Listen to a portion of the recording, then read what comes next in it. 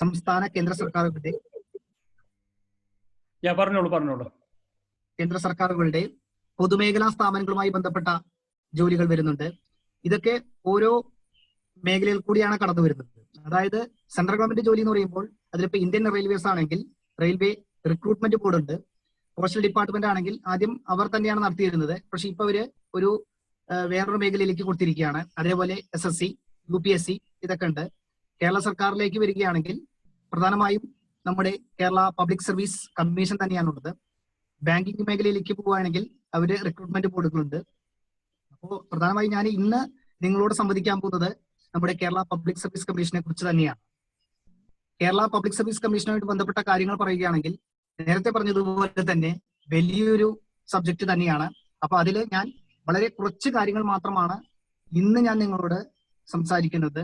കാരണം നമ്മൾ ഒരുപാട് കാര്യങ്ങൾ സംസാരിച്ചു കഴിഞ്ഞാൽ അത് ചിലപ്പോൾ എല്ലാ മേഖലയിലേക്കും എത്തിപ്പെടാൻ സാധിച്ചെന്ന് വരില്ല.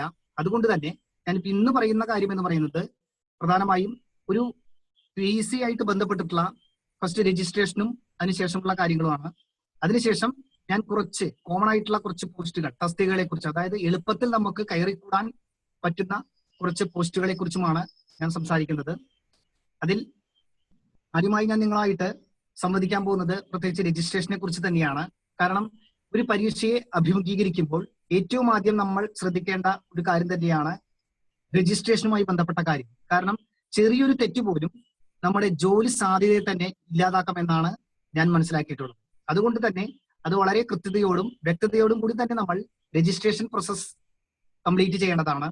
അതിൽ ഒരുപാട് കാര്യങ്ങൾ നമുക്ക് സഹായിക്കാനും, അതല്ലെങ്കിൽ നമ്മളിപ്പോൾ അക്ഷയ വഴിയോ അതല്ലാന്നുണ്ടെങ്കിൽ ഏതെങ്കിലും ഇന്റർനെറ്റ് കാഫെ വഴികളാണ് നമ്മൾ ചെയ്യുന്നത്. ആദ്യം അത് തന്നെയാണ് അഭികാമ്യം എന്ന് എനിക്ക് തോന്നുന്നു. അതിനുശേഷം പിന്നെ നമ്മൾ സ്വന്തമായി തന്നെ നമ്മൾ രജിസ്ട്രേഷന്റെ കാര്യങ്ങൾ ചെയ്യുകയായിരിക്കും കൂടുതൽ നല്ലത് എന്ന് എനിക്ക് തോന്നുന്നു. അങ്ങനെ തന്നെ ആകുമ്പോൾ നമുക്ക് തെറ്റുപറ്റുകൾ, അതായത് തെറ്റുകൾ വേറെ എന്തെങ്കിലും ഉണ്ടെങ്കിൽ നമുക്ക് തന്നെ നോക്കാൻ പറ്റും. നമ്മൾ ഒരാളെ കൊണ്ട് ചെയ്യിപ്പിക്കുമ്പോൾ പ്രത്യേകിച്ചും നമ്മുടെ അച്ഛന്റെ പേര്, അതല്ലെങ്കിൽ അമ്മയുടെ പേര്, അതുമല്ലെങ്കിൽ ഡേറ്റ് ഓഫ് ബർത്ത്, ഇതൊക്കെ ചിലപ്പോൾ തെറ്റുകൾ സംഭവിക്കാൻ, തെറ്റുകൾ കടന്നുകൂടാൻ സാധ്യതയുണ്ട്. ആയതുകൊണ്ട് തന്നെ അത് നമ്മൾ തന്നെ ഡാറ്റ എൻട്രി ചെയ്ത് ചെയ്യുമ്പോൾ അത് നമുക്ക് കൂടുതൽ വ്യക്തതയോടും കൃത്യതയോടും കൂടി നമുക്ക് തെറ്റുകൾ തിരുത്തി ശരിയാക്കാൻ സാധിക്കുന്നതാണ്. അതുകൊണ്ട് തന്നെ മാക്സിമം ആദ്യം നമ്മൾ ഒരു ID നമുക്ക് സാധിക്കുന്നില്ല എന്നുണ്ടെങ്കിൽ ഒരു പ്രൊഫൈൽ ID നമ്മൾ കഫേ വഴി ഉണ്ടാക്കിയെടുക്കുക. അതിനുശേഷം ബാക്കിയുള്ള എല്ലാ അപ്ഡേഷനുകളും നമ്മൾ സ്വന്തം തന്നെ ചെയ്യുന്നതായിരിക്കും അഭികാമ്യം എന്ന് എനിക്ക് തോന്നുന്നു. സ്ക്രീൻ നോക്കി പറഞ്ഞോളൂ. ഓക്കെ, ഒരു മിനിറ്റ് ഒന്ന് വെയിറ്റ് ചെയ്യട്ടോ. സ്ക്രീൻ അത് കാണാൻ കുറച്ച് ബുദ്ധിമുട്ടുണ്ട്.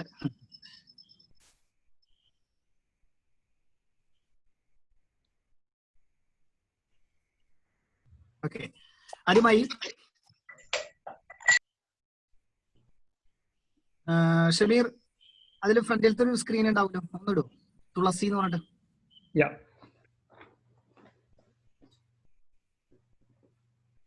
ഓക്കെ, ഈ സ്ക്രീനാണ് നമ്മൾ കേരള പബ്ലിക് സർവീസ് കമ്മീഷന്റെ വെബ്സൈറ്റ് ഓപ്പൺ ചെയ്യുമ്പോൾ അതിൽ തുളസി എന്ന് പറഞ്ഞിട്ടൊരു സ്ക്രീൻ ഉണ്ടാവും. ആ തുളസി ക്ലിക്ക് ചെയ്ത് കഴിഞ്ഞാൽ വരുന്നതാണ് ഇത്. ഇതിൽ നമ്മൾ ചെയ്യേണ്ട കാര്യം എന്ന് പറയുന്നത് നമ്മൾ ഏറ്റവും അടിയിൽ കൊടുത്തിട്ടുണ്ടാവും പുതിയ രജിസ്ട്രേഷന്റെ ഒരു ലിങ്ക് ഉണ്ടാവും. എനിക്ക് ഇവിടുന്ന് കാണുന്നില്ല, അതുകൊണ്ടാണ് ഞാൻ അങ്ങനെ പറയുന്നത്. പുതിയ രജിസ്ട്രേഷൻ, അത് നമ്മൾ ക്ലിക്ക് ചെയ്തുകൊണ്ടാണ് നമ്മൾ അതിന്റെ കാര്യങ്ങളിലേക്ക് കടക്കുന്നത്, തുടങ്ങുന്നത്. നെക്സ്റ്റ്,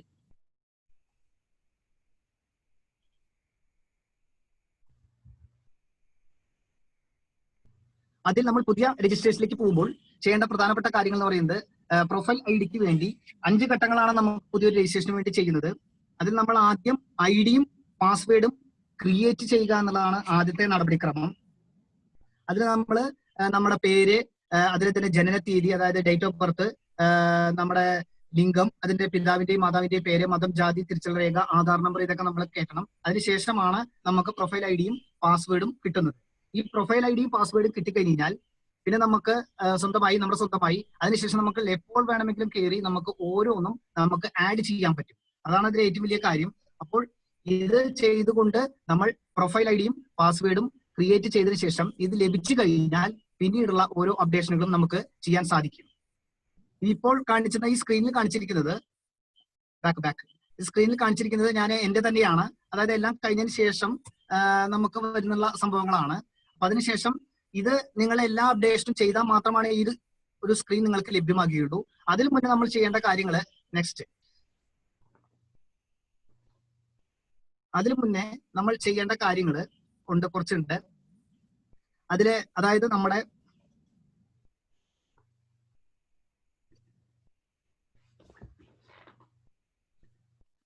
ഡീറ്റെയിൽസ് ചോദിക്കുന്നുണ്ട്. എനിക്ക് ഇവിടുന്ന് വ്യക്തമല്ലാത്ത കാര്യം കൊണ്ട് ഞാൻ പറയാണ്. അതായത് അതിൽ നമുക്ക് കുറച്ച് ഡീറ്റെയിൽസ് എന്ന് പറഞ്ഞാൽ നമ്മുടെ ആധാർ നമ്പർ ആദ്യം ലിങ്ക് ചെയ്യണം. അതിനുശേഷം നമ്മളെ പറ്റിയുള്ള കുറച്ച് വിവരങ്ങൾ അതിൽ ചോദിക്കുന്നുണ്ട്. ആ വിവരങ്ങൾ വ്യക്തമായും നമ്മൾ കൊടുക്കുക. അതിനുശേഷം നമ്മുടെ എഡ്യൂക്കേഷണൽ ക്വാളിഫിക്കേഷനെ കുറിച്ച് ചോദിക്കുന്നുണ്ട്. അപ്പൊ അതിൽ നമ്മൾ ചെയ്യേണ്ടത് വെച്ച് കഴിഞ്ഞാൽ കൃത്യമായിട്ട് തന്നെ വ്യക്തമായി തന്നെ കൊടുക്കുക. അതായത് എവിടെയെങ്കിലും തെറ്റുകൾ സംഭവിച്ചു കഴിഞ്ഞാൽ ആ സംഭവിച്ച തെറ്റ് തിരുത്തണമെങ്കിൽ നമ്മൾ ഈ പല തെറ്റുകളും തിരുത്തണമെങ്കിൽ നമ്മൾ ഒന്നില്ലെങ്കിൽ തൃശ്ശൂർ PSC ഓഫീസിൽ പോയോ, അതല്ലാന്നുണ്ടെങ്കിൽ തിരുവനന്തപുരം PSC ഓഫീസിൽ പോയി തന്നെ തിരുത്തേണ്ടതായിട്ട് വരും. അത് കാരണം ശ്രദ്ധിച്ച് കാര്യങ്ങൾ ചെയ്യണമെന്നുള്ള ഒരിക്കൽ കൂടി ഞാൻ അഭ്യർത്ഥിക്കുകയാണ്. ഒരു മിനിറ്റ്.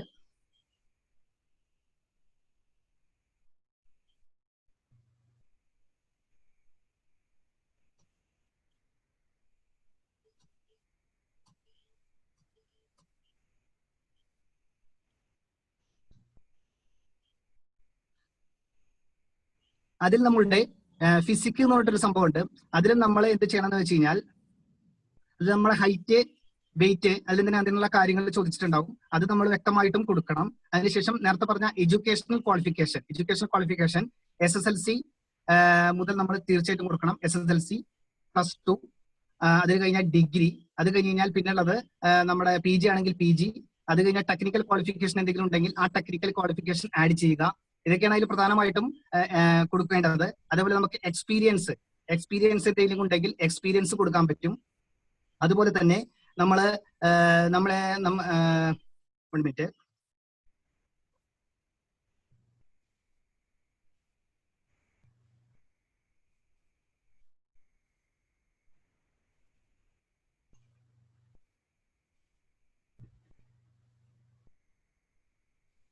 ഇമെയിൽ ID നമ്മൾ അപ്ഡേറ്റ് ചെയ്യണം. അതുപോലെ തന്നെ ഫോൺ നമ്പർ അപ്ഡേറ്റ് ചെയ്യണം. ഫോൺ നമ്പർ അപ്ഡേറ്റ് ചെയ്യാൻ വേണം. അല്ലെങ്കിൽ എന്താ വെച്ചാൽ നമുക്ക് മെസ്സേജുകളൊക്കെ നമുക്ക് വരുന്നത് ഈ ഫോൺ നമ്പർ വഴിയാണ്. അപ്പൊ അത് കാരണം തീർച്ചയായിട്ടും നമ്മൾ ഫോൺ നമ്പറും ഇമെയിൽ ID-യും ആധാറും ലിങ്ക് ചെയ്യണം, നിർബന്ധമായും ചെയ്യണം. ഇതേപോലെ നേരത്തെ പറഞ്ഞ പോലെ എക്സ്പീരിയൻസ്, നമ്മുടെ ക്വാളിഫിക്കേഷൻ, അതെല്ലാം നമ്മളിപ്പോ എന്തെങ്കിലും ജോലി ചെയ്യുന്നുണ്ടെങ്കിൽ സർക്കാർ ജോലി തന്നെയാണെങ്കിൽ അത് ആഡ് ചെയ്യണം. അങ്ങനെയുള്ള കുറച്ച് അത്യാവശ്യ കാര്യങ്ങളാണ് ഇതിലുള്ളത്. പിന്നീട് ഏറ്റവും പ്രധാനപ്പെട്ട സംഗതി എന്ന് പറയുന്നത് ഫോട്ടോ അപ്ലോഡ് ചെയ്യലാണ്. ഈ ഫോട്ടോ അപ്ലോഡ് ചെയ്യുമ്പോൾ അവർ പറയുന്ന മാർഗനിർദ്ദേശം അനുസരിച്ച് തന്നെ നമ്മൾ ഫോട്ടോ അപ്ലോഡ് ചെയ്യണം. അതായത് വൈറ്റ് ബാക്ക്ഗ്രൗണ്ടിൽ നമ്മുടെ ഫോട്ടോ എടുക്കണം. 30 KB കൂടുതൽ ഫോട്ടോ സൈസ് പാടില്ല. അതിന്റെ സൈസുകളൊക്കെ പറയുന്നുണ്ട്. ഈ ഫോട്ടോ മാക്സിമം നമ്മൾ തന്നെ അപ്ലോഡ് ചെയ്യാണ്ട് നേരത്തെ പറഞ്ഞ പോലെ ഈ ഫോട്ടോയും സിഗ്നേച്ചറും ഏതെങ്കിലും അക്ഷയ സെന്റർ വഴിയോ അതല്ലാന്നുണ്ടെങ്കിൽ ഏതെങ്കിലും കഫേ വഴി ചെയ്യായിരിക്കും അഭികാമ്യം എന്ന് എനിക്ക് തോന്നുന്നു. അതിനുശേഷം ബാക്കിയുള്ള എല്ലാ കാര്യങ്ങളും നമ്മൾ സ്വന്തമായിട്ട് ചെയ്യുന്നതായിരിക്കും നല്ലത്. അപ്പൊ ഈ 30 KB ഉള്ള നമ്മുടെ ഫോട്ടോ അപ്ലോഡ് ചെയ്യണം. അതിനുശേഷം നമ്മുടെ തന്നെ സിഗ്നേച്ചറും 30 KB തന്നെയാണ്. ആ സിഗ്നേച്ചർ ചെയ്യണം. ഈ ഫോട്ടോ എന്ന് പറയുന്നത് 10 കൊല്ലം വരെ ഈ ഫോട്ടോ ഉപയോഗിക്കാം എന്നാണ് PSC പറയുന്നത്. അതിനുശേഷം നമുക്ക് വർഷത്തിൽ ഫോട്ടോ വേണമെങ്കിൽ മാറ്റാം, ആവശ്യമുണ്ടെങ്കിൽ മാറ്റാം, നിർബന്ധമില്ല.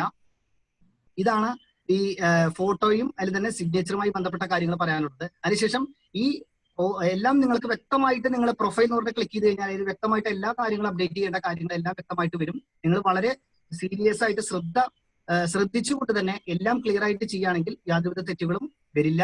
നേരത്തെ പറഞ്ഞ പോലെ പ്രധാനപ്പെട്ട കാര്യം എന്ന് പറയുന്നത് ഈ എഡ്യൂക്കേഷൻ ക്വാളിഫിക്കേഷൻ അപ്ഡേറ്റ് ചെയ്യൽ തന്നെയാണ്. അത് വളരെ ശ്രദ്ധിച്ചുകൊണ്ട് തന്നെ ഇപ്പോൾ ബോർഡുകൾ, യൂണിവേഴ്സിറ്റികളൊക്കെ ഉണ്ടാവും, അതൊക്കെ ശ്രദ്ധിച്ചുകൊണ്ട് തന്നെ ചെയ്യുക.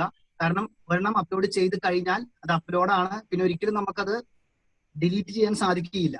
അത് അവിടെ തന്നെ കിടക്കും. പിന്നീട് നമുക്ക് ആഡ് ചെയ്യാൻ മാത്രമാണ് സാധിക്കുകയുള്ളൂ.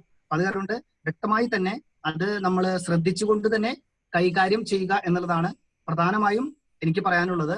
ഇത് കഴിഞ്ഞ് കഴിഞ്ഞാൽ നേരത്തെ പറഞ്ഞ പോലെ നമ്മൾ എല്ലാ അപ്ലോഡിങ്ങും കഴിഞ്ഞ് ശേഷം നമ്മൾ ഏതെങ്കിലും നമുക്കിപ്പോ ഓട്ടോമാറ്റിക് ആയിട്ട് തന്നെ നമുക്കത് പ്രൊഫൈൽ ഓപ്പൺ ചെയ്ത് കഴിഞ്ഞാൽ നമുക്ക് അതിന്റെ എല്ലാ ഡീറ്റെയിൽസുകളും കിട്ടും. നമുക്ക് അപ്ലിക്കേഷന് വേണ്ടിയിട്ടാണെങ്കിൽ മൈ പ്രൊഫൈൽ അതില് നോട്ടിഫിക്കേഷൻ എന്ന് പറഞ്ഞ സംഭവമുണ്ട്. ആ നോട്ടിഫിക്കേഷൻ ക്ലിക്ക് ചെയ്ത് കഴിഞ്ഞാൽ നമുക്ക് അയക്കാൻ പറ്റുന്ന, അതായത് നമ്മൾ എലിജിബിൾ ആയിട്ടുള്ള പോസ്റ്റിലേക്ക് നമുക്ക് അയക്കാൻ പറ്റും. അതിൽ തന്നെ നമുക്ക് എല്ലാ റെക്കോർഡുകളും തന്നെ ഈ പ്രൊഫൈലിൽ നമുക്ക് അയച്ചതും എല്ലാ കാര്യങ്ങളും നമുക്ക് പ്രൊഫൈലിൽ കാണാൻ പറ്റും. ഏതെങ്കിലും നമുക്ക് പരീക്ഷ എഴുതിയതിനു ശേഷം നമുക്ക് വന്നിട്ടുണ്ടെങ്കിൽ അതിന്റെ എല്ലാ കാര്യങ്ങളും കാണാൻ പറ്റും. അങ്ങനെ സമസ്ത മേഖലകളും നമുക്ക് ചെയ്യേണ്ട കാര്യങ്ങളെ കുറിച്ച് എല്ലാം വ്യക്തമായിട്ട് മെസ്സേജുകളും എല്ലാം നമുക്ക് തരുന്ന നിർദ്ദേശങ്ങൾ എല്ലാം PSC ഈ പ്രൊഫൈൽ വഴിയാണ് കൈകാര്യം ചെയ്യുന്നത്. അതുകൊണ്ട് തന്നെ പ്രൊഫൈല് നമ്മൾ വളരെ കൃത്യമായി തന്നെ കാര്യങ്ങൾ സൂക്ഷിക്കുക. അതിനുശേഷം പ്രധാനമായിട്ടും ഇതിനെക്കാട്ടിലും വളരെ വൃത്തിയായി നമ്മൾ സൂക്ഷിക്കേണ്ട ഒരു കാര്യം എന്ന് പറയുന്നത് എന്താ വെച്ച് കഴിഞ്ഞാൽ, നമ്മൾ PSCക്ക് കൊടുക്കുന്ന മൊബൈൽ നമ്പർ പ്രത്യേകം ശ്രദ്ധിക്കുക. നമ്മൾ PSCക്ക് കൊടുക്കുന്ന മൊബൈൽ നമ്പർ എന്ന് പറയുന്നത് ഒരിക്കലും മാറ്റാതിരിക്കാൻ വേണ്ടി ശ്രമിക്കുക. കാരണം ഈ മൊബൈൽ നമ്പർ അതിൽ തന്നെ ഇമെയിൽ വഴിയാണ് നമുക്ക് എപ്പോഴെങ്കിലും നമുക്ക് റിക്കവർ ചെയ്യണമെങ്കിൽ, പാസ്വേഡോ പ്രൊഫൈലോ വീണ്ടും നമ്മൾ മറന്നുപോകുക എന്തെങ്കിലും ചെയ്തെങ്കിൽ റിക്കവർ ചെയ്യണമെങ്കിൽ ഈ മൊബൈൽ നമ്പർ നിർബന്ധമായും വേണം. അപ്പൊ ഈ മൊബൈൽ നമ്പർ ഉണ്ടെങ്കിൽ നമുക്ക് അതിനായിട്ട് ബന്ധപ്പെട്ടിട്ടുള്ള ഫോർഗോട്ട്, അതായത് പാസ്വേഡ് ID എന്ത് വേണമെങ്കിലും നമുക്ക് SMS വഴി നമുക്ക് കിട്ടും. പക്ഷെ ഈ മൊബൈൽ നമ്പർ നമ്മൾ മാറ്റിക്കഴിഞ്ഞാൽ, ഈ മൊബൈൽ നമ്പർ നമ്മുടെ നിന്ന് മിസ്സായി കഴിഞ്ഞാൽ പിന്നെ നമ്മൾ തിരുവനന്തപുരം PSC അല്ലെങ്കിൽ തൃശ്ശൂർ PSC ആയിട്ട് ബന്ധപ്പെട്ടുകൊണ്ട് നമ്മുടെ ഒരുപാട് സമയങ്ങൾ നഷ്ടമാണ്. അവിടെ ചെന്ന് നമ്മളത് അപേക്ഷ കൊടുത്തുകൊണ്ട് അത് റിക്കവറി ചെയ്യണം. അത് കാരണം ഏറ്റവും പ്രധാനപ്പെട്ട ശ്രദ്ധിക്കാനുള്ള കാര്യം എന്ന് പറയുന്നത് നമ്മളുടെ സ്ഥിരമായിട്ടുള്ള മൊബൈൽ നമ്പർ മാത്രം കൊടുക്കുക.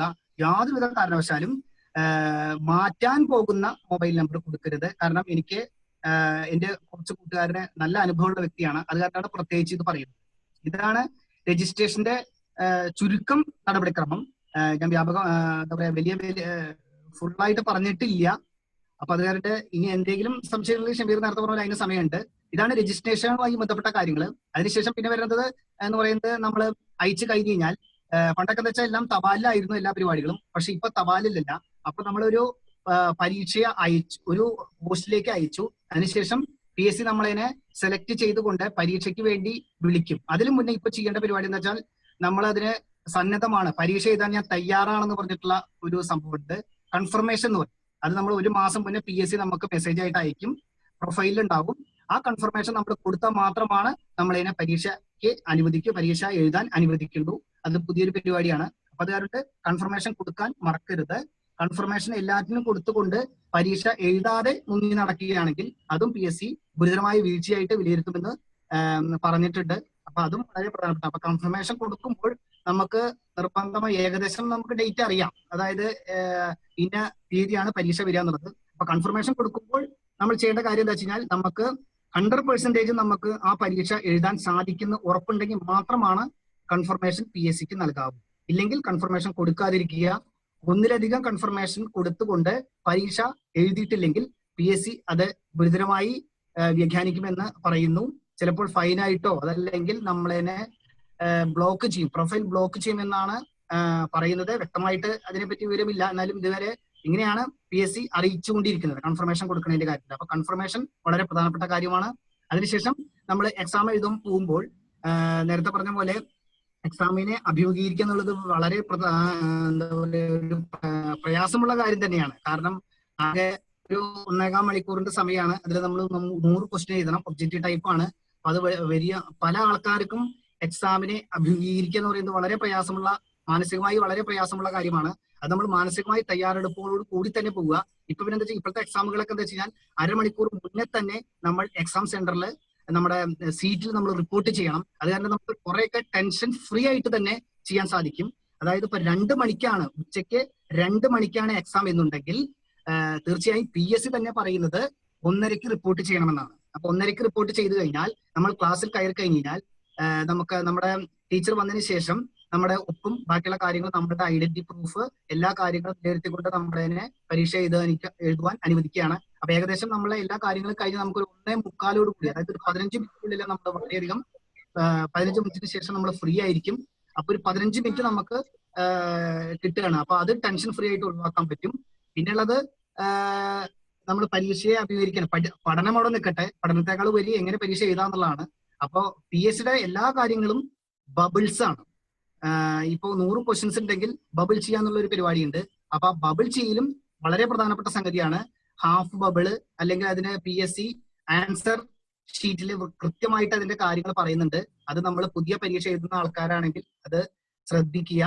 ഇനി പഴയ ആൾക്കാരാണെങ്കിലും പ്രധാനമായിട്ടും പല ആൾക്കാർക്കും തെറ്റിക്കൊണ്ടിരിക്കുന്ന സംഭവം എന്താ വെച്ചാൽ, നമ്മൾ ടെൻഷൻ നമുക്ക് കയറി കഴിഞ്ഞാൽ നമ്മൾ ചിലപ്പോൾ ഒരു ചോദ്യം വന്നു നേരിച്ചു കഴിഞ്ഞാൽ ആ ചോദ്യത്തിൽ ABCD എന്നുള്ള 4 കോഡുകളാണ് ഉണ്ടാകുക. അപ്പൊ നമ്മൾ എഴുതിക്കൊണ്ടിരിക്കുമ്പോൾ സി എന്നുള്ള ഉത്തരം നമുക്കറിയാം. അപ്പൊ നമ്മൾ എന്ത് ചെയ്യുന്ന വെച്ച് കഴിഞ്ഞാൽ അത് തെറ്റിക്കൊണ്ട് ചിലപ്പോൾ ഒന്നിന് ആൻസർ ചെയ്യേണ്ടതിന് പകരം 2ലേക്ക് മാറി ചെയ്യാം. അതുപോലെ തന്നെ സിക്ക് പകരം ഡി ചെയ്യാം. അപ്പൊ അത് നമ്മൾ മാനസികമായി ആദ്യം തന്നെ അത് പ്രിപ്പയർ ആവണം. കാരണം നമ്മൾ ടെൻഷൻ വന്നു കഴിഞ്ഞാൽ ഈ വക സംഭവങ്ങളെല്ലാം തന്നെ ഉണ്ടാവും. അത് കാരണം ആദ്യം തന്നെ നമ്മൾ ചെയ്യേണ്ട കാര്യം എന്ന് പറയുന്നത് ടെൻഷൻ ഫ്രീ ആക്കുക എന്നുള്ളത് തന്നെയാണ്. പഠിച്ചിട്ടുണ്ടോ ഇല്ലേ എന്നുള്ളത് രണ്ടാമത്തെ വിഷയം മാത്രമാണ്. അപ്പോ അത് പ്രത്യേകിച്ച് ശ്രദ്ധ ചെലുത്തുക. അതുപോലെ തന്നെ രണ്ടാമത്തെ കാര്യം എന്ന് പറയുന്നത് നമ്മൾ പരീക്ഷ എഴുതുന്നതിനേക്കാൾ മുന്നേ തന്നെ നമുക്ക് 1:55 നമുക്ക് ക്വസ്റ്റ്യൻ പേപ്പർ തരും. സീൽ ചെയ്ത ക്വസ്റ്റ്യൻ പേപ്പർ ആണ് നമുക്ക് തരുന്നത്. അപ്പൊ സീൽ ചെയ്ത ക്വസ്റ്റ്യൻ പേപ്പർ തന്നു കഴിഞ്ഞാൽ അത് പൊട്ടിക്കാൻ പാടില്ല. അതായത് 2 മണിക്ക് ബെല്ലടിക്കും. അപ്പൊ നമ്മൾക്ക് ജസ്റ്റ് ആ ഒരു ഇതും ജസ്റ്റ് വേണമെങ്കിൽ മറിച്ച് നോക്കാന്ന് പറഞ്ഞാൽ സീൽ പൊട്ടിക്കാണ്ട് വേണമെങ്കിൽ മറിച്ച് നോക്കണവരുണ്ടായിരിക്കാം. എന്നാലും ചെറിയ തോതിൽ നമുക്ക് അതും ഒരു നല്ലൊരു കാര്യം തന്നെയാണ്. ഒരു 5 മിനിറ്റ് മുന്നേ ക്വസ്റ്റ്യൻ പേപ്പർ കിട്ടുന്നത് നമുക്ക് വളരെയധികം ഒരു ടെൻഷൻ ഫ്രീ ആക്കാൻ പറ്റുന്ന സംഗതിയാണ്. അതുപോലെ ബെല്ലടിച്ചു കഴിഞ്ഞാൽ നമ്മൾ ചെയ്യേണ്ട അടുത്തൊരു ഘട്ടം, ഞാനൊക്കെ ചെയ്തതാണ്, എല്ലാവർക്കും ചെയ്യേണ്ട കാര്യമുണ്ടോന്ന് എനിക്ക് അറിയില്ല, എന്നാലും ഞാൻ ഷെയർ ചെയ്യാണ്. അതായത് ഈ കോഡിങ് ഡീകോഡിങ് മെന്റൽ എബിലിറ്റി എന്നൊക്കെ പറഞ്ഞിട്ടുള്ള ഒരു വിഭാഗം ഉണ്ടാവും. അത് ഒരു SSLC ബേസ്ഡും അതിന് മേലുള്ള തസ്തികകളൊക്കെയാണ് വരുന്നത്. അപ്പൊ അതില് ഷിമറ 1 മിനിറ്റ് ഒരു ചോദ്യം ചോദിക്കാനുണ്ട്. ഞാൻ പറയുന്നത് സ്പീഡ് കൂടുന്നുണ്ടോ? ഇല്ല, കുഴപ്പമില്ലല്ലോ. അല്ല, എനിക്ക് തന്നെ ഒരു ഫീൽ ചെയ്തു, അതുകൊണ്ടാണ് ഞാൻ ചോദിക്കുന്നത്. സ്പീഡിൽ പറഞ്ഞോളൂ, അതൊന്നും കുഴപ്പമില്ല. ഓക്കെ.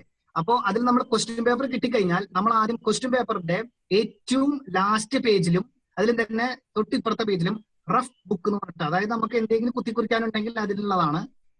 അതിനുവേണ്ടി സ്പേസ് ഉണ്ടായിരിക്കും. അപ്പൊ നമ്മൾ ഒരു 10th സ്റ്റാൻഡേർഡ് ആൻഡ് എബോവ് ഉള്ള ക്വാളിഫിക്കേഷൻ ഉള്ള പോസ്റ്റുകളാണെങ്കിൽ നമ്മൾ ചെയ്യേണ്ടത് ABCD എല്ലാ അക്ഷരങ്ങളും എഴുതുക. അതിന്റെ മുകളിൽ നമ്മൾ A1 B2 എന്നിട്ടുള്ള ഒരു കോഡും റിട്ടേണും അതേപോലെ എഴുതുക. അതെന്താ വെച്ചാൽ ഈ ഒരു സംഭവം ചില ആൾക്കാർക്ക് ഓരോരുത്തരുടെയും എന്താ പറയാ കാര്യങ്ങളൊക്കെ ഐക്യൊക്കെ ഭയങ്കര വ്യത്യാസങ്ങൾ ഉണ്ടായിരിക്കും. എന്നിരുന്നാലും നമ്മൾ സ്വാഭാവികമായിട്ടും ഏകദേശം മീഡിയുള്ള ആൾക്കാരുടെ ഇതിൽ നമ്മൾ മുകളിൽ എഴുതി വെച്ച് കഴിഞ്ഞാൽ നമുക്ക് mental ability code and decode വരുമ്പോൾ നമുക്ക് ഇത് കറക്റ്റ് ആയിട്ട് എടുത്ത് എഴുതിക്കൊണ്ട് നമുക്കത് മനസ്സിലാക്കാൻ സാധിക്കും. അപ്പൊ ആദ്യം തന്നെ ഇത് ചെയ്യുന്നത് നന്നായിരിക്കുമെന്ന് എനിക്ക് തോന്നുന്നു. അതുപോലെ തന്നെ നമ്മൾ ജനറലായിട്ട് നമ്മളിപ്പോ ഒരു പരീക്ഷയെ അഭിമുഖീകരിക്കുമ്പോൾ ഏറ്റവും ആദ്യം തന്നെ ഇപ്പൊ ഒരു LDC മോഡൽ ആണെങ്കിൽ LDCയിലെ 50 GK, ഞാൻ LDCനെ കുറിച്ച് പിന്നീട് സംസാരിക്കുന്നുണ്ട്, ഞാൻ ജസ്റ്റ് പറഞ്ഞു മാത്രം. 50 GK, അത് കഴിഞ്ഞാൽ ഒരു 20 ക്വസ്റ്റ്യൻ ഇംഗ്ലീഷ്, അത് കഴിഞ്ഞാൽ ഒരു 20 ക്വസ്റ്റ്യൻ മാത്സും മെന്റൽ എബിലിറ്റിയും, 10 ക്വസ്റ്റ്യൻ മലയാളം. അപ്പോൾ സാധാരണഗതിയിൽ നമുക്ക് ഒരു 4 കോഡാണ് ക്വസ്റ്റ്യൻ പേപ്പർ ഉണ്ടാവുക. ABCD എന്ന് പറഞ്ഞിട്ട് ഒരേ ക്വസ്റ്റ്യനായിരിക്കും, പക്ഷെ അത് പല മേഖലകളിൽ നിന്നും പല ക്വസ്റ്റ്യൻ നമ്പറൊക്കെ മാറ്റിയിട്ടാണ് ഉണ്ടാക്കുക. അപ്പൊ അത് കാരണം നമ്മൾ ആദ്യം തന്നെ അഭിമുഖീകരിക്കുമ്പോൾ ചെയ്യേണ്ട കാര്യം എന്താണെന്ന് വെച്ച് കഴിഞ്ഞാൽ ഒരാൾക്ക് ചിലപ്പോൾ ആദ്യം തന്നെ കിട്ടുക മാത്സ് ആയിരിക്കും സ്റ്റാർട്ടിങ്ങിൽ. അത് ബിക്കാരനോ അല്ലെങ്കിൽ സി കോഡുകാരനായിരിക്കും. അപ്പം നമുക്ക് സ്വാഭാവികമായിട്ടും നമ്മൾക്ക് മാത്സിനോട് ലേശം ബുദ്ധിമുട്ടുള്ള വ്യക്തിയാണെങ്കിൽ നമ്മൾ തീർച്ചയായിട്ടും മാത്സിൽ നിന്ന് തുടങ്ങാതിരിക്കും. അത് മാത്രമാണ് പ്രധാനപ്പെട്ട അഡ്വൈസ്. അതായത് നമുക്ക് ബുദ്ധിമുട്ട് തോന്നിക്കഴിഞ്ഞാൽ ആ മേഖല വിട്ടുകൊണ്ട് GK ആണ് എളുപ്പമെങ്കിൽ എളുപ്പമുള്ള ക്വസ്റ്റ്യൻസ് ആദ്യം അറ്റൻഡ് ചെയ്യുക. അതാണ് ഇതിൽ ഏറ്റവും വലിയ കാര്യം. കാരണം അപ്പൊ നമുക്ക് മാനസിക നില കറക്റ്റ് ആയിട്ട് കൊണ്ട് നീങ്ങാൻ പറ്റും. അല്ലെങ്കിൽ 2 തരത്തിലുള്ള പ്രശ്നം എന്ന് പറയുന്നത്, നമ്മൾ ചിലപ്പോൾ ഒരു ക്വസ്റ്റ്യൻ ആദ്യത്തെ മാത്സ് തന്നെ നമുക്ക് കുറച്ച് വിഷമമുള്ള ആൻസർ കിട്ടാത്തത്, അല്ലെങ്കിൽ നമുക്ക് കിട്ടും പക്ഷെ നമുക്ക് കുറെ നേരം സമയം ഇരിക്കണമെന്നുണ്ടെങ്കിൽ നമ്മൾ അതിന്റെ മുകളിൽ ഇരുന്നു കൊണ്ട് നമ്മൾ ഒരു 5 മിനിറ്റ് ഒക്കെ ചിലപ്പോൾ സമയം പാഴാക്കും. ഈ 5 മിനിറ്റിന്റെ വില നമുക്ക് പിന്നീട് അറിയാം, അത് ഞാൻ പിന്നീട് പറയാം. അപ്പൊ ഈ 5 മിനിറ്റിന് വേണ്ടി നമ്മൾ എന്താ പറയാ അത് ഇതാക്കുമ്പോൾ നമ്മള് നാടൻ ഭാഷയിൽ നമ്മൾ വേറെ പറയാം, അതായത് ആകെ ഒരു അരപ്പിരിയായി എന്ന് പറയും. അതേപോലെ നമുക്ക് ആകെ ഒരു ബുദ്ധിമുട്ട് സംഭവിക്കും. അപ്പൊ നമ്മൾ എന്ത് ചെയ്യുന്ന വെച്ച് കഴിഞ്ഞാൽ നമുക്ക് അറിയുന്ന പല ക്വസ്റ്റ്യൻസുകളും നമുക്ക് ചിലപ്പോൾ സ്വാഭാവികമായി നമ്മൾ മറന്നിരിക്കാം.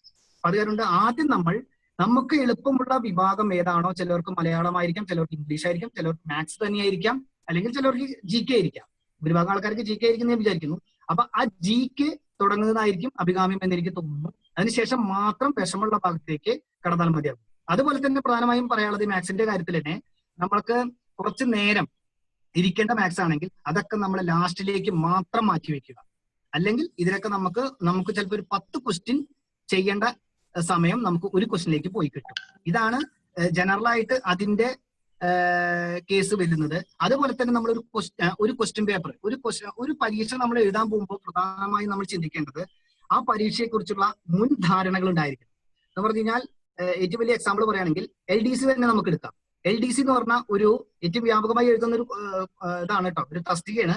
അപ്പൊ ഈ LDC നമ്മൾ മുൻ കാര്യങ്ങൾ എടുക്കണം എന്ന് പറയാൻ ഞാൻ കാരണം, നമ്മളിപ്പോ ഒരു പുതിയ ഒരു ഫ്രഷ് അപ്ലിക്കന്റ് ഈ ഒരു LDCനെ അഭിമുഖീകരിക്കുമ്പോൾ, പരീക്ഷയെ അഭിമുഖീകരിക്കുമ്പോൾ സംഭവിക്കുന്ന ഇത് എന്താന്ന് വെച്ച് കഴിഞ്ഞാൽ, അതായത് കട്ട് ഓഫ് മാർക്ക് എന്ന് പറയും. ഈ കട്ട് ഓഫ് മാർക്ക് എന്ന് പറഞ്ഞു കഴിഞ്ഞാൽ PSC ചെയ്യുന്നത് എന്താണെന്ന് വെച്ച് കഴിഞ്ഞാൽ, PSC 1000 പേരെയാണ് റിക്രൂട്ട്മെന്റ് ചെയ്യാൻ ഉദ്ദേശിക്കുന്നുണ്ടെങ്കിൽ 100 മാർക്കില് അവര് അത് 60 ആയിട്ട് നിജപ്പെടുത്തിയിട്ടുണ്ടാവും. അപ്പൊ ഈ 60 ഞാൻ ജനറൽ ആയിട്ടാണ് പറയുന്നത്, സംവരണത്തിന്റെ കാര്യങ്ങളൊന്നും പറയുന്നില്ല. അപ്പൊ ഈ 60 ആയിട്ട് നിജപ്പെടുത്തി കഴിഞ്ഞാൽ ഈ 60 മുതൽ മുകളിലുള്ള ആൾക്കാരനെയാണ് ഈ ലിസ്റ്റിലേക്ക് റിക്രൂട്ട് ചെയ്യപ്പെടുന്നത്. അതായത് ഷോർട്ട് ലിസ്റ്റ് എന്ന് പറയും ഇതിലേക്ക് വരുന്നത്. അപ്പോ അതിനുശേഷം അവരെ വീണ്ടും ഡോക്യുമെന്റ് വെരിഫിക്കേഷൻ ഒക്കെ കഴിഞ്ഞതിന് ശേഷം മാത്രമാണ് റാങ്ക് ലിസ്റ്റ്. ഇന്റർവ്യൂ ഉള്ള പോസ്റ്റ് ആണെങ്കിൽ ഇന്റർവ്യൂ കഴിഞ്ഞ്, ഫിസിക്കൽ ഉള്ള പോസ്റ്റ് ആണെങ്കിൽ ഫിസിക്കൽ ടെസ്റ്റ് ഒക്കെ ഉള്ളതാണെങ്കിൽ അതൊക്കെ കഴിഞ്ഞതിന് ശേഷമാണ് റാങ്ക് ലിസ്റ്റ് ഇടുന്നത്. ആദ്യം ഷോർട്ട് ലിസ്റ്റ് ആണ്, അത് ഒഴിവിനനുസരിച്ചാണ് ചെയ്യുന്നത്. അപ്പോ ആ ഒഴിവിനനുസരിച്ച് ചെയ്യുമ്പോൾ 60 ആണ് കട്ട് ഓഫ് മാർക്ക് എന്നുണ്ടെങ്കിൽ അതിനുശേഷമുള്ളതാണ് വരുന്നത്. അപ്പൊ ഈ പറയാൻ കാരണം എന്താ വെച്ച് കഴിഞ്ഞാൽ, നമ്മൾ ഈ LDCക്ക് പ്രിപ്പയർ ചെയ്ത് നമുക്ക് പരീക്ഷ എഴുതുമ്പോൾ നമ്മൾ ആദ്യം ചിന്തിക്കേണ്ട കാര്യം, കഴിഞ്ഞ കാലങ്ങളിൽ ഈ LDCക്ക് കട്ട് ഓഫ് മാർക്ക് എത്രയായിരുന്നു എന്നുള്ള ഒരു വിലയിരുത്തൽ നിർബന്ധമായി ചെയ്യണം. അതായത് കഴിഞ്ഞ പ്രാവശ്യം 60 ആണ്, നേരത്തെ പറഞ്ഞ പോലെ 60 ആണ് കട്ട് ഓഫ് മാർക്ക് എന്ന് വിചാരിക്കുക. അങ്ങനെയാണെങ്കിൽ നമ്മൾ ഒരു ഫ്രഷ് അപ്ലിക്കന്റ് ആയിക്കോട്ടെ, ഒരു പുതിയ ഒരാൾ പരീക്ഷ എഴുതുമ്പോൾ നമുക്ക് 65 മാർക്ക്, അതായത് 65 എണ്ണം നമ്മൾ ശരിയായിട്ട് എഴുതി, നമുക്ക് ഉറപ്പാണ് 65 എണ്ണം നമ്മൾ എഴുതിയതും വളരെ കൃത്യമാണ്, കറക്റ്റ് ആണെന്ന് നമുക്ക് വളരെയധികം ആത്മവിശ്വാസം ഉണ്ടെങ്കിൽ 66ാമത്തെ മുതലേ, അതായത് നമുക്ക് ചെറിയൊരു കൺഫ്യൂഷൻ, ഇത് ഭൂമിയുടെ ഉപഗ്രഹം ചന്ദ്രനാണോ, അങ്ങനെയുള്ള ചോദ്യങ്ങളൊക്കെ ഉണ്ടാവും. അപ്പൊ അതാണോ, ഇല്ലേ സൂര്യനാണോ, അങ്ങനെയുള്ള ചോദ്യങ്ങൾ വരാം. അപ്പൊ അങ്ങനെയുള്ള സംശയങ്ങൾ ഉണ്ടെങ്കിൽ എന്താ പറയാ, നമ്മള് അത് സംശയമുള്ള സംഭവം അല്ലെങ്കിൽ ആ ക്വസ്റ്റ്യൻ അത് പൂർണ്ണമായും ഒഴിവാക്കുക. കാരണം ഈ 65 എന്ന് പറയുമ്പോൾ നമ്മൾ ഏകദേശം നമ്മുടെ കാൽക്കുലേഷൻ ആണ് 60 കട്ട് ഓഫ് മാർക്ക് വന്നിട്ടുണ്ടെങ്കിൽ ഇപ്രാവശ്യം ഒരു 62 വരാം, അല്ലെങ്കിൽ ഒരു 63 വരാം എന്ന് കണക്കൂട്ടാം. അപ്പോൾ ഉറപ്പുള്ള മാത്രം ക്വസ്റ്റ്യൻസ് നമ്മൾ വ്യക്തമായിട്ട് എഴുതുക. അല്ലാത്തത് നമ്മൾ കറക്കി കുത്തി എഴുതി കഴിഞ്ഞാൽ ഈ PSCക്ക് ഒരു പ്രത്യേകത എന്ന് പറഞ്ഞാൽ 3ൽ 1 മാർക്ക് നമുക്ക് മൈനസ് ആയിട്ട് മാറും. അതായത് നെഗറ്റീവ് മാർക്ക് 3 എണ്ണം തെറ്റി കഴിഞ്ഞാൽ 1 മാർക്ക് തീർച്ചയായിട്ടും പോകും. അതായത് ഒരു ക്വസ്റ്റ്യന് 0.33 മാർക്ക് നമുക്ക് നഷ്ടമാകും. അപ്പൊ അതുകൊണ്ട് ശ്രദ്ധിക്കേണ്ട കാര്യം എന്ന് പറയുന്നത് അത് തന്നെയാണ്. നമുക്ക് ഉറപ്പുള്ള ക്വസ്റ്റ്യൻസ് മാത്രം ഈ ടാസ്കിലേക്ക് വേണ്ടി എഴുതുക. ഇനി അതല്ല LGS, അതായത് ലാസ്റ്റ് ഗ്രേഡ് സർവന്റ് പോലുള്ള ഒരു പരീക്ഷയാണെങ്കിൽ, അതിനെപ്പറ്റി ഞാൻ വരുന്നുണ്ട്. ലാസ്റ്റ് ഗ്രേഡ് പോലുള്ള സർവന്റ് പോലുള്ള പരീക്ഷയാണെങ്കിൽ അതിന്റെ കട്ട് ഓഫ് മാർക്ക് എന്ന് പറയുന്നത് സാധാരണഗതിയിലെ ഒരു 85-ന് മുകളിൽ സാധാരണഗതിയിൽ വരാറുണ്ട്. അപ്പൊ അങ്ങനെ വരുമ്പോ എന്താ വെച്ചാൽ നമ്മളൊരു 80 എണ്ണമാണ് നമ്മുടെ ഉറപ്പ്, നമുക്ക് 80 എണ്ണം നമ്മുടെ കറക്റ്റ് ഉറപ്പാണെന്നുണ്ടെങ്കിൽ തീർച്ചയായിട്ടും നിങ്ങൾ ഒരു 10 എണ്ണെങ്കിലും 10-15 എണ്ണെങ്കിലും എഴുതാൻ ശ്രമിക്കുക. കാരണം വേറെ ഒരു മാർഗവും ഇല്ലല്ലോ, അതുകൊണ്ടാണ് പറയുന്നത്. അപ്പൊ അങ്ങനെയുള്ള നമ്മൾ എഴുതുന്ന തസ്തിക, അതിന്റെ മുൻകാലങ്ങളിൽ സംഭവിച്ചിട്ടുള്ള കാര്യങ്ങളെ കുറിച്ചുള്ള ഒരു ധാരണ തീർച്ചയായും നമ്മൾ പുതിയൊരു പരീക്ഷയ്ക്ക് പോകുമ്പോൾ, ആ ഒരു തസ്തികയ്ക്ക് വേണ്ടി പോകുമ്പോൾ തീർച്ചയായിട്ടും വേണമെന്നുള്ള കാര്യമാണ് പ്രധാനമായിട്ടും പറയാനുള്ളത്. പിന്നുള്ളത് നേരത്തെ പറഞ്ഞ ലോവർ ഡിവിഷൻ ക്ലർക്കിനെ കുറിച്ച് തന്നെയാണ്. ഞാൻ കുറച്ച് പോസ്റ്റുകൾ, അതായത് ഇനി ഞാൻ പറയാൻ പോകുന്നത് എന്താണെന്ന് വെച്ച് കഴിഞ്ഞാൽ, നമ്മളുടെ ഏവരുടെയും ആഗ്രഹം നമുക്ക് സർക്കാർ ജോലി കിട്ടണം തന്നെയാണ്. പക്ഷെ നമ്മൾ അത് ആദ്യമായിട്ട് ശ്രമിക്കേണ്ട ഒരു പ്രധാനപ്പെട്ട കാര്യം എന്ന് പറയുന്നത്, നമ്മൾ ഏറ്റവും ചെറിയ പോസ്റ്റിൽ നിന്ന് തന്നെ പഠിക്കാൻ ശ്രമിക്കുക. അതായത് നമുക്ക് ആദ്യം തന്നെ ചിലപ്പോൾ ഡിഗ്രി ക്വാളിഫൈഡ് ആയിട്ടുള്ള സെക്രട്ടേറിയറ്റ് അസിസ്റ്റന്റോ അല്ലെങ്കിൽ യൂണിവേഴ്സിറ്റി അസിസ്റ്റന്റോ കിട്ടണമെന്നല്ല, നമ്മൾ ആദ്യം തന്നെ ലാസ്റ്റ് ഗ്രേഡ് പരീക്ഷ തന്നെ അതിനുവേണ്ടി പ്രിപ്പയർ ചെയ്തുകൊണ്ടിരിക്കുക. ആ ഒരു പ്രിപ്പയർന്ന് വേണം നമ്മൾ മുന്നോട്ട് നീങ്ങാൻ. അല്ലാതെ നമ്മൾ ആദ്യം തന്നെ സെക്രട്ടേറിയറ്റ് അസിസ്റ്റന്റ് പഠിച്ചു കഴിഞ്ഞാൽ ചിലപ്പോൾ നമുക്ക് എന്തെങ്കിലും പോരായ്മകൾ സംഭവിക്കാം, നമുക്ക് കിട്ടണം എന്നുള്ള സാധാരണഗതിയിൽ അങ്ങനെ കുറച്ച് ബുദ്ധിമുട്ടാണ്. അപ്പൊ നമ്മൾ ചെറിയ പോസ്റ്റിൽ നിന്ന് തന്നെ നമ്മൾ തീർച്ചയായിട്ടും പഠിച്ചു തുടങ്ങുക. അത് വലിയൊരു അഡ്വൈസ് ആണ്. കാരണം എന്താ വെച്ച് കഴിഞ്ഞാൽ നമ്മൾ വലിയതിലേക്ക് മാറിക്കഴിഞ്ഞാൽ നമുക്ക് ചെറിയത് പരീക്ഷ എഴുതാനും പറ്റില്ല, വലിയതിന്റെ കുറച്ച് പോരായ്മകളും ഉണ്ടായേക്കാം. അപ്പൊ നമ്മൾ ചെറിയതിൽ നിന്ന് തന്നെ പഠിച്ചു തുടങ്ങുക, അത് വളരെ പ്രധാനപ്പെട്ട ഒരു സംഗതിയാണ്. അപ്പോ LDC എന്നുള്ളൊരു ഷിമിറ LDC ഡ്രൈവറിൽ തുടങ്ങാം. സോറി, എന്നാ ശരി, ഷിമിറിന്റെ അഭ്യർത്ഥന പ്രകാരം ഡ്രൈവറിൽ നിന്ന് നമുക്ക് തുടങ്ങാം. ഡ്രൈവർ, അതിന് മുന്നേ എനിക്ക് പറയാനുള്ള എന്താ വെച്ച് കഴിഞ്ഞാൽ, ഞാൻ നേരത്തെ പറഞ്ഞു, അതായത് PSC ഒരുപാട് തസ്തികകളിലേക്ക് റിക്രൂട്ട്മെന്റ് നടത്തുന്നുണ്ട്. അത് ഒരുപാടുണ്ട്, ഞാൻ അതിലേക്കൊന്നും കടക്കുന്നില്ല. പക്ഷെ നമ്മൾ കോമൺ ആയി എഴുതുന്ന കുറച്ച് തസ്തികകളുണ്ട്. അതുപോലെ തന്നെ നമ്മൾക്ക് നമ്മുടെ താല്പര്യം എന്ന് പറയുന്നത് എത്രയും പെട്ടെന്ന്, അല്ലെങ്കിൽ എത്രയും വേഗം, എത്രയും ലളിതമായി നമുക്കൊരു സർക്കാർ ജോലി നേടിയെടുക്കാന്നുള്ളതാണ്.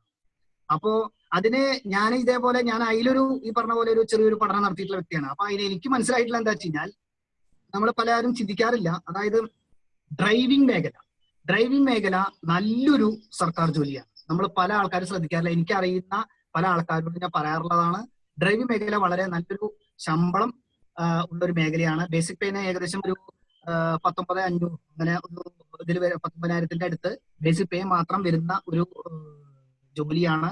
അതിൽ തന്നെ 2 തസ്തികകളുണ്ട്. അതായത് ഹെവി ഡ്യൂട്ടി വെഹിക്കിൾസും അതിൽ തന്നെ ലൈറ്റ് മോട്ടോർ വെഹിക്കിൾസും എന്ന് പറഞ്ഞിട്ട് 2 വിഭാഗങ്ങളുണ്ട്. ഈ 2 വിഭാഗങ്ങളും വളരെ പ്രധാനപ്പെട്ടത് തന്നെയാണ്. അപ്പൊ എന്താ വെച്ചാൽ സർക്കാർ മേഖലയിൽ ഇപ്പോൾ ഡ്രൈവിംഗിന്റെ പോസ്റ്റുകൾ കുറഞ്ഞുകൊണ്ടിരിക്കുകയാണ്. അത് പല പ്രശ്നങ്ങളും ഉണ്ട്. എന്നിരുന്നാലും നമുക്ക് ഇപ്പോഴും സാധാരണക്കാർക്ക് ജോലി ലഭിക്കാൻ പ്രാപ്യമായിട്ടുള്ള ഒരു വളരെ പ്രധാനപ്പെട്ട ഒരു തസ്തികയാണ് ഡ്രൈവർ തസ്തിക. അതിനെ കുറിച്ച് പറയുകയാണെങ്കിൽ, അതായത് നമ്മൾ സാധാരണ ഇപ്പോൾ ഡ്രൈവിംഗ് മേഖലയിൽ പോയിക്കൊണ്ടിരിക്കുന്ന വ്യക്തിത്വങ്ങൾ എന്ന് പറഞ്ഞു കഴിഞ്ഞാൽ പഠിപ്പ് ഉപേക്ഷിക്കേണ്ടി വന്നവർ, എന്തെങ്കിലും അവരുടെ സാഹചര്യങ്ങൾക്കനുസരിച്ച്. അപ്പൊ അവരെന്താ വെച്ചാൽ എനിക്ക് എന്താ ഇതിന് കിട്ടില്ല എന്നുള്ള ഒരു പ്രശ്നങ്ങളുള്ള ആൾക്കാരായിരിക്കും. പക്ഷെ അതൊക്കെ തികച്ചും തെറ്റിദ്ധാരണപരമായിട്ടുള്ള കാര്യങ്ങളാണ്. തീർച്ചയായും എഴുതി കഴിഞ്ഞാൽ കിട്ടുന്ന ഒരു സംഭവമാണ്. ഞാൻ ആദ്യം ട്രൈ ചെയ്തിരുന്ന ഒരു മേഖല കൂടിയാണ്. സത്യം പറയുകയാണെങ്കിൽ ഞാൻ എഴുതിയിട്ടുള്ള ഡ്രൈവിംഗ് ടെസ്റ്റിലെ എല്ലാറ്റിലും ഞാൻ റാങ്ക് ലിസ്റ്റിൽ കയറിയിട്ടുണ്ട്. അതിന്റെ റാങ്ക് ലിസ്റ്റിൽ നമുക്ക് കയറാൻ, അതായത് അല്ലെങ്കിൽ ഷോർട്ട് ലിസ്റ്റിൽ നമുക്ക് കയറാൻ വളരെ എളുപ്പമാണ് ഡ്രൈവിംഗിന്റെ കാര്യത്തിൽ. കാരണം എന്താണെന്ന് വെച്ച് കഴിഞ്ഞാൽ ഡ്രൈവിംഗിന്റെ നമുക്ക് പ്രധാനമായിട്ടും ഞാൻ നേരത്തെ പറഞ്ഞല്ലോ 2 മേഖലകളാണ്. ഒന്ന് ഹെവി ഡ്യൂട്ടി വെഹിക്കിൾസും അതിൽ തന്നെ ലൈറ്റ് മോട്ടോർ വെഹിക്കിൾസും.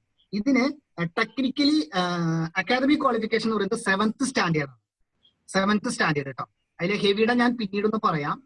അതിൽ കുറച്ച് കാര്യങ്ങളുണ്ട്. ഈ LMV എന്ന് പറയുന്നത് 7th സ്റ്റാൻഡേർഡ് ആണ്. ലൈറ്റ് മോട്ടോർ വെഹിക്കിൾ, അതായത് നമ്മുടെ ജീപ്പ്, കാറ് മുതലായവ.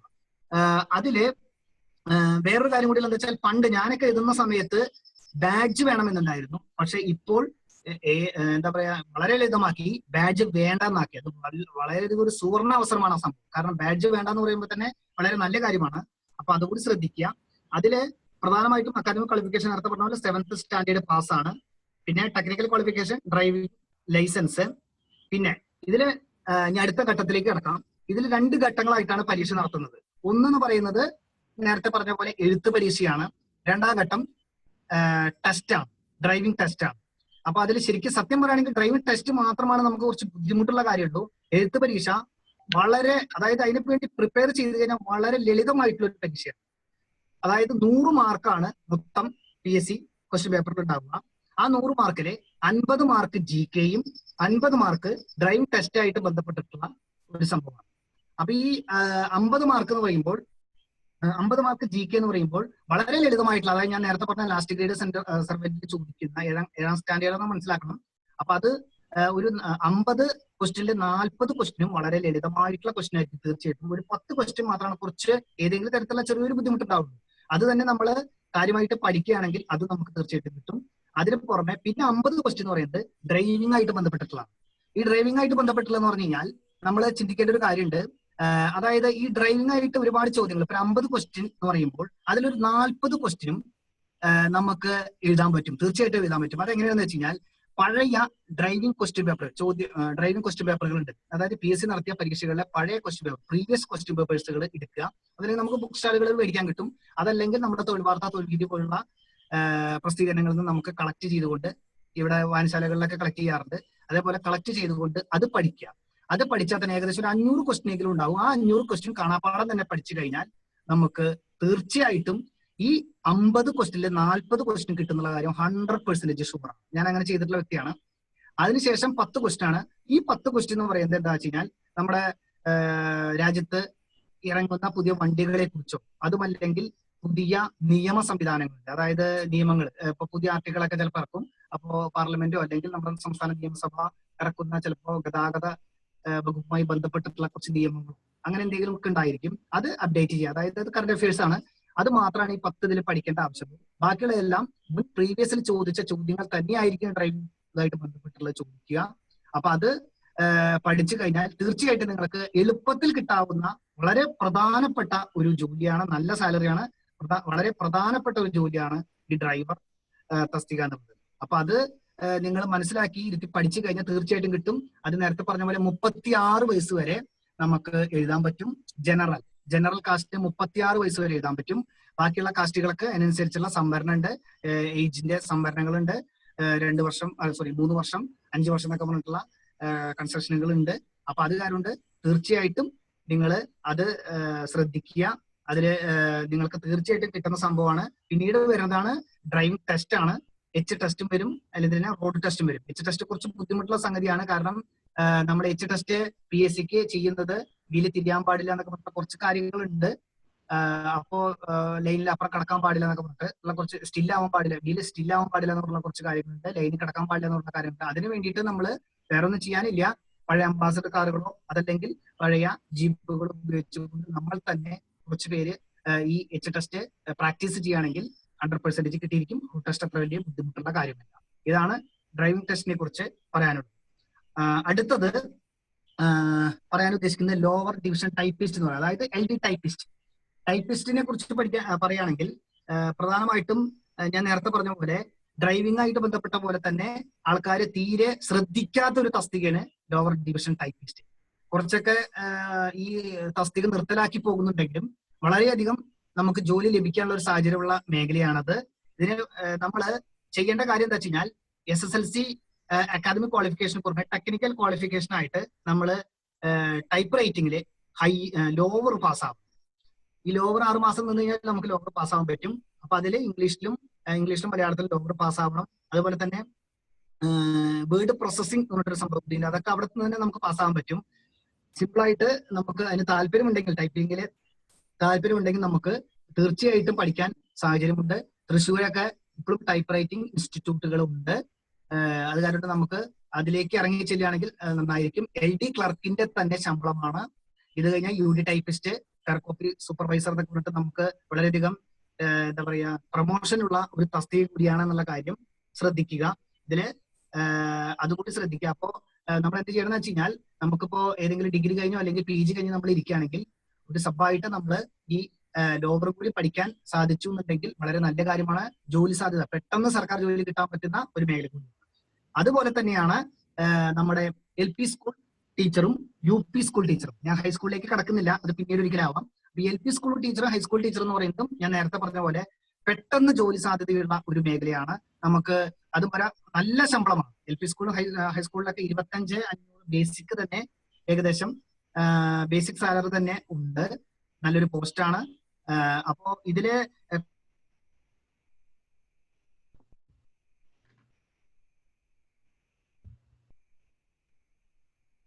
ഹലോ പറയൂ. ഓക്കെ. അക്കാദമിക് ക്വാളിഫിക്കേഷൻ എന്ന് പറയുന്നത് 10th പാസ് +2, അതിന് TTC പാസ്സാണ്. പിന്നെ ടെക്നിക്കൽ ക്വാളിഫിക്കേഷൻ എന്ന് പറയുന്നത് KTET എന്ന് പറയും. അതായത് നമ്മുടെ സർക്കാർ നടത്തുന്ന ഒരു എലിജിബിലിറ്റി ടെസ്റ്റ് ആണ്. ആ ടെസ്റ്റില് കാറ്റഗറി 1 പാസ്സായിരിക്കണം. അത് നമ്മുടെ എഡ്യൂക്കേഷൻ അവർ നടത്തുന്ന KTET നടത്തുന്നതന്നെയാണ്. അപ്പൊ അത് നമ്മൾ പാസ്സായിരിക്കണം നിർബന്ധമാണ്. അതായത് LP സ്കൂളായിട്ട് ഇതാക്കണമെങ്കിൽ. പിന്നെ അതിന്റെ ക്വസ്റ്റ്യൻസ് എന്ന് പറയുന്നത്, ഞാൻ നേരത്തെ LD ടൈപ്പിസ്റ്റിന് ക്വസ്റ്റ്യൻ പറഞ്ഞാന്ന് തോന്നുന്നു, എടുക്കട്ടെ എന്തായാലും പറയാം. LP സ്കൂൾ ടീച്ചർക്ക് ക്വസ്റ്റ്യൻ പാറ്റേൺ എന്ന് പറയുന്നത് 100 മാർക്കാണ്. നേരത്തെ പറഞ്ഞ പോലെ 60% ചോദ്യങ്ങളും GK എന്നാണ് വരിക. GK കറന്റ് അഫയേഴ്സ്, ബാക്കിയുള്ള റിനൈസൻസ് കുറെ സംഭവങ്ങളുണ്ട്. 60% ചോദ്യങ്ങളും അതിൽ നിന്നാണ്. പിന്നെ സിമ്പിൾ മാത്സ് ആയിട്ട് 20% ചോദ്യങ്ങൾ ഉണ്ടാവും. അത് കഴിഞ്ഞാൽ പെഡഗോളജിയും എഡ്യൂക്കേഷണൽ സൈക്കോളജി ആയിട്ട് ബന്ധപ്പെട്ടിട്ട് 20% ചോദ്യം. ഇങ്ങനെയാണ് അതിന്റെ ചോദ്യം പാറ്റേൺ വരുന്നത്. അത് കഴിഞ്ഞാൽ പിന്നെ നേരത്തെ പറഞ്ഞ പോലെ upper primary school UP school ടീച്ചറാണ്. നേരത്തെ പറഞ്ഞ പോലെ തന്നെ അതിന്റെ ക്വാളിഫിക്കേഷൻ എന്ന് പറയുന്നത് 10th pass +2 pass, degree or BEd ആണ്. TTC-കാർക്കും അപേക്ഷിക്കാം. ഡിഗ്രി BEd ഇല്ലെങ്കിൽ TTC-കാർക്കും അപേക്ഷിക്കാം, പക്ഷേ ഡിഗ്രി നിർബന്ധമാണ്. ടെക്നിക്കൽ ക്വാളിഫിക്കേഷൻ എന്ന് പറയുന്നത് നേരത്തെ പറഞ്ഞ KTET കാറ്റഗറി 2 എന്ന് പറയും. ആ യോഗ്യതയാണ് വരുന്നത്. പിന്നെ ക്വസ്റ്റ്യൻസ് എന്ന് പറയുന്നത് 100% മാർക്കിന്റെയാണ്. 60% GK കറന്റ് അഫയേഴ്സ് ഒക്കെ ആയിട്ട് ബന്ധപ്പെട്ടുള്ള. പിന്നെ സിമ്പിൾ മാത്സ് 10%. ഇതില് ഇംഗ്ലീഷ് 10 മാർക്കിന്റെ കൂടി ഉണ്ടാവും. ഇംഗ്ലീഷ് 10 മാർക്കിന്റെ ഉണ്ട്. അതിന് പുറമെ പെഡഗോളജി, എഡ്യൂക്കേഷണൽ സൈക്കോളജി ആയിട്ട് ബന്ധപ്പെട്ട 20% മാർക്കാണ്. പിന്നെ ഉള്ളത് എന്താ വെച്ചാൽ ഈ ടീച്ചർമാർ UP സ്കൂൾ അസിസ്റ്റന്റ് ആണെങ്കിലും LP സ്കൂൾ ആണെങ്കിലും ഇന്റർവ്യൂ ഉണ്ട്. ഇന്റർവ്യൂ 20 മാർക്കിന്റെയാണ്. അത് ഷോർട്ട് ലിസ്റ്റിന് ശേഷം മാത്രമാണ് ഇന്റർവ്യൂ ആയിട്ട് ബന്ധപ്പെട്ട് ഇന്റർവ്യൂ കഴിഞ്ഞതിന് ശേഷം മാർക്ക് ആഡ് ചെയ്യുന്നത്. അപ്പോൾ ഇതില് LP സ്കൂളും UP സ്കൂളിന്റെയും പ്രധാനപ്പെട്ട പ്രത്യേകത എന്ന് പറയുന്നത് 100 കണക്കിന് ഒഴിവുകളാണ് ഇതിലേക്ക് റിപ്പോർട്ട് ചെയ്തത്. നിലവിൽ തന്നെ എല്ലാ ജില്ലകളിലും ഒഴിവുണ്ട്. ഒരുപാട് ഒഴിവുകൾ ഉള്ള മേഖലയാണ്. നല്ലൊരു പോസ്റ്റാണ്. അതാണ് UP സ്കൂൾ LP സ്കൂൾ. അപ്പൊ ഇനി ആരെങ്കിലും വയസ്സ് കുറഞ്ഞിട്ടുള്ള വ്യക്തികൾ ഉണ്ടെങ്കിൽ TTCക്ക് പോയിക്കൊണ്ട് 2 വർഷത്തെ TTC പഠിച്ചാൽ തന്നെ അത് വളരെയധികം നിങ്ങൾക്ക് പ്രയോജനം ചെയ്യും. TTC കഴിഞ്ഞിരിക്കുന്നവരുണ്ടാവും. പിന്നെ നേരത്തെ പറഞ്ഞ പോലെ വളരെ എളുപ്പത്തിൽ പാസ്സാവുന്ന ഒരു മേഖലയാണ്, എളുപ്പത്തിൽ നമുക്ക് പാസ്സാവാൻ പറ്റുന്ന ഒരു മേഖലയാണ്. കഴിഞ്ഞ വർഷത്തെ LPSAന്റെ കട്ട് ഓഫ് മാർക്ക് എന്ന് പറയുന്നത് 33 ചോടായിട്ടാണ് വന്നിട്ടുള്ളത്. 33 സംതിങ് ആയിട്ടാണ് വന്നിട്ടുള്ളത് തൃശ്ശൂർ ജില്ലയിൽ. അതും കൂടി ആലോചിക്കാം, 100 മാർക്കിന്റെ ക്വസ്റ്റ്യൻ പേപ്പറിൽ എന്റെ ഓർമ്മ ശരിയാണെങ്കിൽ 38-33 ഉള്ളിലാണ് മാത്രമാണ് വന്നിട്ടുള്ളത്. അപ്പൊ അതിന്റെ പ്രാധാന്യം നിങ്ങൾ മനസ്സിലാക്കുക. അതായത് ഒരു 100 ക്വസ്റ്റ്യൻ ചോദിച്ചാൽ ഒരു 30 മാർക്ക് നിങ്ങൾക്ക് നേടാം, 33 മാർക്ക് നിങ്ങൾക്ക് നേടാൻ കഴിഞ്ഞുണ്ടെങ്കിൽ, ഞാൻ ജനറൽ കാസ്റ്റ് ആണ് പറയുന്നത്, അതിന്റെ താഴെയാണ് ബാക്കിയുള്ള കാസ്റ്റുകളൊക്കെ വരുന്നത്. അപ്പൊ അത് നേടാൻ കഴിഞ്ഞുണ്ടെങ്കിൽ നിങ്ങൾക്ക് തീർച്ചയായിട്ടും തൃശ്ശൂർ ജില്ലയിൽ നിങ്ങൾക്ക് ജോലി ലഭിച്ചതിന് എന്നുള്ള കാര്യമാണ് ഞാൻ പറയുന്നത്. ഈ കംപ്ലീറ്റ് ആൾക്കാർക്ക് ജോലി കൊടുത്തിട്ട് ഒരാൾ മാത്രമാണ് ഇപ്പോൾ ഒരു കേസായിട്ട് ബന്ധപ്പെട്ടുകൊണ്ട് ലിസ്റ്റില് ബാക്കി. ഇനി ലോവർ ഡിവിഷൻ ക്ലർക്കാണ്. നേരത്തെ ഞാൻ നിങ്ങളോട് പറഞ്ഞു, വളരെ ഒരു നേരത്തെ എഴുതിയ കാണിച്ച പോലെ തന്നെ ഹോട്ട് എക്സാം ആണ്. ഏറ്റവും കൂടുതൽ ആൾക്കാർ എഴുതുന്ന, കേരളത്തിൽ PSCയുമായി ബന്ധപ്പെട്ട് ഏറ്റവും കൂടുതൽ ആൾക്കാർ എഴുതുന്ന ഒരു പ്രധാനപ്പെട്ട ഒരു തസ്തികയാണ് LD ക്ലർക്ക് എന്ന് പറയുന്നത്. വിവിധ ജില്ലകളായിട്ട്, അതായത് 14 ജില്ലകളിലും ഒരുമിച്ചാണ് വിളിക്കുക. ഒരാൾക്ക് ഒരു ജില്ലയിൽ മാത്രമാണ് അത് അപ്പീൽ ചെയ്യാൻ പറ്റുള്ളൂ. അത് വളരെ പ്രധാനപ്പെട്ട സംഗതിയാണ്. ഏറ്റവും കൂടുതൽ ഒഴിവുകളും ഇതിൽ തന്നെയാണ് വരുന്നത്. ഇതിന്റെ നേരത്തെ പറഞ്ഞ പോലെ ഇതിന്റെ മാർക്ക് പാറ്റേൺ എന്ന് പറയുന്നത്, അതായത് ക്വസ്റ്റ്യൻ പേപ്പർ 100 മാർക്ക് തന്നെയാണ്. അതിൽ 50% GKയും 9 സെൻസ് അല്ലെങ്കിൽ ഹിസ്റ്ററി, ഏത് മേഖലയാവാം, കറന്റ് അഫയേഴ്സ് ഇതായിട്ട് ബന്ധപ്പെട്ടുള്ള 50% ക്വസ്റ്റ്യൻസ്, ഇംഗ്ലീഷ് 20% ഉണ്ടാവും, മാത്സ് ആൻഡ് മെന്റൽ എബിലിറ്റി ഒരു 20% ഉണ്ടാവും, മലയാളം 10% ഉണ്ടാവും. ഇതില് നമ്മൾ പ്രിപ്പയർ ചെയ്തിട്ട് കാര്യങ്ങളിലേക്ക് മുന്നോട്ട് പോവുകയാണെങ്കിൽ നമുക്കൊരു, എനിക്ക് തോന്നുന്നു, ഒരു 70 മാർക്ക് മേടിക്കാൻ പറ്റുന്നുണ്ടെങ്കിൽ നമുക്ക് റാങ്ക് ലിസ്റ്റിൽ കയറി പറ്റാം. ഒരു 80 മാർക്ക് മേടിക്കുകയാണെങ്കിൽ 100% നമുക്ക് ജോലി സാധ്യതയുള്ള ഒരു തസ്തികയാണ്. എന്തായാലും ഒരു കട്ട് ഓഫ് മാർക്കിനെക്കാട്ടിലും ഒരു 10 മാർക്ക് നമുക്ക് കൂടുതൽ മേടിക്കാന്നുണ്ടെങ്കിൽ തീർച്ചയായിട്ടും നമുക്ക് ജോലി ഉറപ്പാണ്. പിന്നെ നേരത്തെ പറഞ്ഞ പോലെ ഒരു ഹോട്ട് എക്സാം ആണ് ലാസ്റ്റ് ഗ്രേഡ് സെർവന്റ് എക്സാമിനേഷൻ, അതായത് LGS എന്ന് പറയും. നമ്മൾ പറയുമ്പോൾ പേര് കേൾക്കുമ്പോൾ ലാസ്റ്റ് ഗ്രേഡ് ആണെങ്കിലും വളരെ നല്ലൊരു ജോലിയാണ്. കേരള സർക്കാരിന്റെ ജോലിയിൽ ഒരു റിസ്ക്, അതായത് വളരെ റിസ്ക് കുറവുള്ള ഒരു ജോലിയാണ്. ഉത്തരവാദിത്തങ്ങളിൽ നിന്നും വളരെ കുറഞ്ഞ ഉത്തരവാദിത്തം മാത്രമാണ് ഇതിനുള്ളൂ. അതിന്റെ ഒരു പ്രത്യേകത കൂടി ഉണ്ട്. അപ്പൊ മാനസിക സംഘർഷങ്ങളൊന്നും ഇല്ലാതെ തന്നെ ജോലി ചെയ്യാൻ സാധിക്കുന്ന ഒരു പോസ്റ്റാണ്. ഈവൻ ഇപ്പൊ ഡ്രൈവർ എന്ന് പറഞ്ഞാൽ തന്നെ നമ്മൾ ഒരുപാട് കാര്യങ്ങൾ ശ്രദ്ധിക്കാനുണ്ട്. പക്ഷെ ലാസ്റ്റ് ഗ്രേഡ് സെർവന്റിൽ നമുക്ക് ചെയ്യുന്ന നമുക്ക് വളരെ കുറച്ച് പണികളാണ് ഉള്ളത്. ഉള്ള പണികൾ തന്നെ നമ്മൾ വൃത്തിയായിട്ട് കഴിഞ്ഞാൽ വേറെ പ്രശ്നങ്ങളൊന്നുമില്ല. അപ്പൊ അത് വളരെ പ്രധാനപ്പെട്ട സംഗതിയാണ്. പക്ഷെ ഇത് രസകരമായ വസ്തുത എന്താണെന്ന് വെച്ച് കഴിഞ്ഞാൽ, ഈ ഒരു ലാസ്റ്റ് ഗ്രേഡ് സെർവന്റ് എന്ന് പറഞ്ഞു കഴിഞ്ഞാലും ഏറ്റവും കൂടുതൽ കോമ്പറ്റീറ്റീവ് നടക്കുന്ന ഒരു എക്സാം കൂടിയാണ്. പക്ഷെ ഇപ്പൊ ഇതിനൊരു ഗുണം കിട്ടി നടക്കുന്നത് എന്താ വെച്ച് കഴിഞ്ഞാൽ, ഇപ്പൊ ഡിഗ്രിക്കാർക്ക് ഈ പരീക്ഷ എഴുതാൻ സാധിക്കില്ല. അത് ഡിഗ്രി പാസ്സായവർക്ക് അത് വലിയൊരു ഗുണമാണ്. കാരണം ഡിഗ്രി കംപ്ലീറ്റഡും അതിന് താഴെയുള്ളവർക്കും ഇപ്പൊ ജോലി സാധ്യതയുള്ള ഏറ്റവും മികച്ച ഒരു തസ്തികയാണ് ഈ ലാസ്റ്റ് ഗ്രേഡ് സെർവന്റ് എന്ന് പറയുന്നത്. ഇത് ഇതിന്റെ ഒരു പ്രധാനപ്പെട്ട കാര്യം എന്ന് പറയുന്നത്, ഒരു 80% GK ആയിരിക്കും. മാത്സ്, സിമ്പിൾ മാത്സ് എന്നാണ് പറയുക, അത് ഒരു 20% ഉണ്ടാവും. അപ്പൊ ഈ GK 80% എന്ന് പറയുമ്പോൾ നമ്മൾ ശ്രദ്ധിക്കേണ്ട കാര്യം എന്താ വെച്ച് കഴിഞ്ഞാൽ, എന്താ പറയുക, ആകാശത്തിന് തൊട്ട് താഴെ എല്ലാ കാര്യങ്ങളും ചോദിക്കാം, ഏത് ചോദ്യം വേണമെങ്കിലും ചോദിക്കാം. അപ്പൊ അത് കാര്യം എന്താ വെച്ച് കഴിഞ്ഞാൽ നമ്മുടെ എല്ലാ മേഖലയിലും പഠിച്ചു പോവുക. ഞാൻ നേരത്തെ നിങ്ങളോട് പറഞ്ഞു, ഒരു ഡിഗ്രി ബേസ്ഡ് ആദ്യം എഴുതുന്നതിനേക്കാളും മുന്നേ ഒരു ലാസ്റ്റ് ഗ്രേഡ് എഴുതി കഴിഞ്ഞാൽ നിങ്ങൾ സമസ്ത മേഖലയും തൊടുന്നുള്ളതാണ് ഇതിന്റെ ഏറ്റവും വലിയ പ്രത്യേകത. അപ്പോ ഇത് ഒരു ലാസ്റ്റ് ഗ്രേഡ് പരീക്ഷ എഴുതി കഴിഞ്ഞാൽ നിങ്ങൾ തീർച്ചയായിട്ടും എന്താ പറയാ, എല്ലാ മേഖലയും നിങ്ങൾ കണ്ടെത്തിയിരിക്കുന്ന കാര്യം ഉറപ്പാണ്. അപ്പൊ അത് പ്രത്യേകിച്ച് നിങ്ങൾ ശ്രദ്ധിക്കുക, ലാസ്റ്റ് ഗ്രേഡ് എഴുതാൻ വേണ്ടി ശ്രമിക്കുക, ജോലി കിട്ടട്ടെ. അടുത്തത് വളരെ പ്രധാനപ്പെട്ട ഒരു നല്ലൊരു പോസ്റ്റാണ് ഞാൻ പറയാൻ പോകുന്നത്, ഓവർസിയർ എന്ന് പറയും. അതായത് അസിസ്റ്റന്റ് എഞ്ചിനീയറുടെ തൊട്ട് താഴെ വരുന്ന ഒരു പോസ്റ്റാണ് ഓവർസിയർ. ടെക്നിക്കൽ പോസ്റ്റാണ്. ഇത് പ്രത്യേകിച്ച് പറയാൻ കാരണം എന്താ വെച്ച് കഴിഞ്ഞാൽ, നമ്മുടെ നാട്ടില് ഒരുപാട് പേര് എഞ്ചിനീയറിംഗ് ആയിട്ട് ബന്ധപ്പെട്ടിട്ടും ഡിപ്ലോമ ആയിട്ടും ബന്ധപ്പെട്ടിട്ടും ക്വാളിഫൈഡ് ആയിട്ടുള്ള പിള്ളേരുണ്ട്. പക്ഷെ ഇവരൊന്നും ഈ ഒരു സർക്കാർ ജോലിക്ക് വേണ്ടി ശ്രമിക്കാറില്ല എന്നുള്ളതാണ് സങ്കടകരമായ കാര്യം. പ്രത്യേകിച്ച് പറയുകയാണെങ്കിൽ നമ്മുടെ തൃശ്ശൂർ ജില്ലയെ നമ്മൾ നോക്കുകയാണെങ്കിൽ നിങ്ങൾക്ക് അറിയാവുന്നതുപോലെ തന്നെ തൃശ്ശൂരിന്ന് വടക്കോട്ട് വളരെയധികം എന്താ പറയാ സർക്കാർ ജീവനക്കാർ കുറവുള്ള മേഖലയാണ്. നേരെ മറിച്ച് തൃശ്ശൂർ മുതൽ തെക്കോട്ട് പോകുമ്പോൾ ഒരുപാട് പേര് സർക്കാർ ജീവനുമായി ബന്ധപ്പെട്ട് കിടക്കുന്നവരാണ്. അത് എന്തുകൊണ്ടാണെന്ന് എനിക്കറിയാം, നമ്മുടെ കുറച്ച് പിന്നോക്ക മേഖലയെ കൊണ്ടായിരിക്കാം. എന്നിരുന്നാലും കൂടുതലും സർക്കാർ ജോലിക്കാർ അപ്പുറത്തേക്കാണ്. അത് ആ ഒരു ഇതുപോലെ തന്നെയാണ് നമ്മൾ ഈ ഇത്രയധികം എന്താ പറയാ ബിടെക് ക്വാളിഫിക്കേഷൻ ഒക്കെ ഉള്ള നല്ലൊരു ഏരിയയാണ് നമ്മുടെ ഏരിയ എന്ന് പറയാൻ വേണമെങ്കിൽ. അപ്പോ നമുക്ക് ലഭിക്കാവുന്ന നല്ലൊരു ജോലിയാണിത്. അതില് എയ്ക്ക് തൊട്ട് താഴെ വരുന്ന നല്ല സാലറിയാണ്. അതായത് എനിക്ക് തോന്നുന്നു ഒരു 30,000 രൂപയുടെ താഴെയൊക്കെ സ്റ്റാർട്ടിങ്ങിൽ തന്നെ ശമ്പളം ഉണ്ടാവും എന്നുള്ളതാണ് ഞാൻ പ്രതീക്ഷിക്കുന്നത്. ഞാൻ നോക്കിയിട്ടില്ല അത് ഓവർസിയർ. അപ്പൊ അതില് പ്രധാനപ്പെട്ട സംഗതി എന്താ വെച്ച് കഴിഞ്ഞാൽ ഇത് രണ്ട് മൂന്ന് കാറ്റഗറി ആയിട്ട് വിളിക്കാറുണ്ട്. ഗ്രേഡ് 1, ഗ്രേഡ് 2 എന്നൊക്കെ പറഞ്ഞിട്ട് വിളിക്കാറുണ്ട്, 3 എന്നൊക്കെ പറഞ്ഞിട്ട് വിളിക്കാറുണ്ട്. അപ്പൊ ഇതില് ഈ ഗ്രേഡ് 1 പറയുന്നത് എഞ്ചിനീയറിംഗ് തന്നെയാണ്, ബിടെക് തന്നെയാണ്. അത് കഴിഞ്ഞാൽ ഗ്രേഡ് 2, 3 ഒക്കെ പറയുന്നത് ഡിപ്ലോമയാണ്. അതിപ്പോ ഇതില് ഒരുപാട് സാധ്യതകളുള്ള നമ്മുടെ ഡിപ്പാർട്ട്മെന്റുകൾ നിങ്ങൾക്ക് പറഞ്ഞാൽ മനസ്സിലാവും. അതായത് പഞ്ചായത്ത് വകുപ്പിലെ LSTD, local self government department എന്ന് പറയും. പഞ്ചായത്തിലെ AE, ഓവർസിയറൊക്കെ നിങ്ങൾക്ക് ചിലപ്പോൾ പരിചയമുണ്ടായിരിക്കാം. അതുപോലെ തന്നെ PWD, irrigation department, Kerala water authority, ഇതൊക്കെയാണ് പ്രധാനപ്പെട്ട സ്ഥാപനങ്ങൾ, തൊഴിൽ സ്ഥാപനങ്ങൾ. അപ്പൊ ഇവിടെയൊക്കെ ഈ ഓവർസിയറുടെ ഒഴിവുകൾ തസ്തിക ഉള്ളതാണ്. അത് കഴിഞ്ഞാൽ പിന്നെ ഉള്ളത് KCB ആണ്. KCBയിലെ ഓവർസിയർ എന്ന് പറയുന്നത് പ്രൊഫഷണൽ തസ്തികയാണ്. KCBയിൽ വരുന്നത് അസിസ്റ്റന്റ് എഞ്ചിനീയർ ആണ്. അത് പ്രത്യേകിച്ച് പറഞ്ഞാൽ അതായത് ഈ ഓവർസിയറുടെ തൊട്ട് മുകളിലുള്ള അസിസ്റ്റന്റ് സബ് എഞ്ചിനീയർ ആണ് വരുന്നത് KCBയിൽ വരുന്നത്, AE അല്ല, സബ് എഞ്ചിനീയർ. അപ്പോ ഇതില് ഷിബിറ മറ്റേ ഇടും തീർച്ചയില്ല. അപ്പൊ ഇതില് ഞാൻ നേരത്തെ പറഞ്ഞ പോലെ ഗ്രേഡ് 1, 2, 3 എന്ന് പറഞ്ഞു. അപ്പൊ ഗ്രേഡ് 1 ബിടെക് ആണ്, ഗ്രേഡ് 2, 3 ഒക്കെ ഡിപ്ലോമ അങ്ങനത്തെ കാര്യങ്ങളാണ് വരുന്നത്. നേരത്തെ പറഞ്ഞ പോലെ മാർക്ക് 100 മാർക്കാണ്. GK വളരെ കുറവുള്ളൂ, 20 മാർക്കുള്ളൂ. ബാക്കിയൊക്കെ ഈ മേഖലയായി ബന്ധപ്പെട്ടിട്ടുള്ള ക്വസ്റ്റ്യൻസ് ആണ് വരുന്നത്. അപ്പൊ അത് ശ്രദ്ധിക്കുക. പിന്നെ നേരത്തെ പറഞ്ഞ KCBയിലൊക്കെ ഒരു സബ് എഞ്ചിനീയറെ കിട്ടുന്ന വളരെയധികം നല്ലൊരു സാലറി കിട്ടുന്ന ഒരു സംഭവമാണ്. അപ്പൊ ഈ ഒരു മേഖലയെ ശ്രദ്ധിക്കുക. കാരണം ഓൾറെഡി ക്വാളിഫൈഡ് ആയിട്ടുള്ള ഒരുപാട് വ്യക്തിത്വങ്ങൾ നമ്മുടെ നാട്ടിലുണ്ട്. അതിൽ ശ്രദ്ധിച്ചാൽ നന്നാവും എന്ന് എനിക്ക് തോന്നുന്നു. നെക്സ്റ്റ് പിന്നുള്ളത് നമ്മൾ ഏറ്റവും അധികം താല്പര്യമുള്ള ഒരു uniform തസ്തികകളാണ്.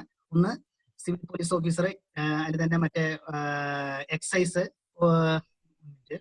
Civil police officer, civil excise officer, beat forest officer, fireman എന്നൊക്കെ പറയും. അതായത് ഇത് പുതിയ തസ്തികളാക്കി മാറ്റിയതാണ്. നമ്മൾ സിവിൽ പോലീസ് ഓഫീസർ എന്ന് പറഞ്ഞാൽ പഴയ പോലീസ് കോൺസ്റ്റബിൾ ആണ്.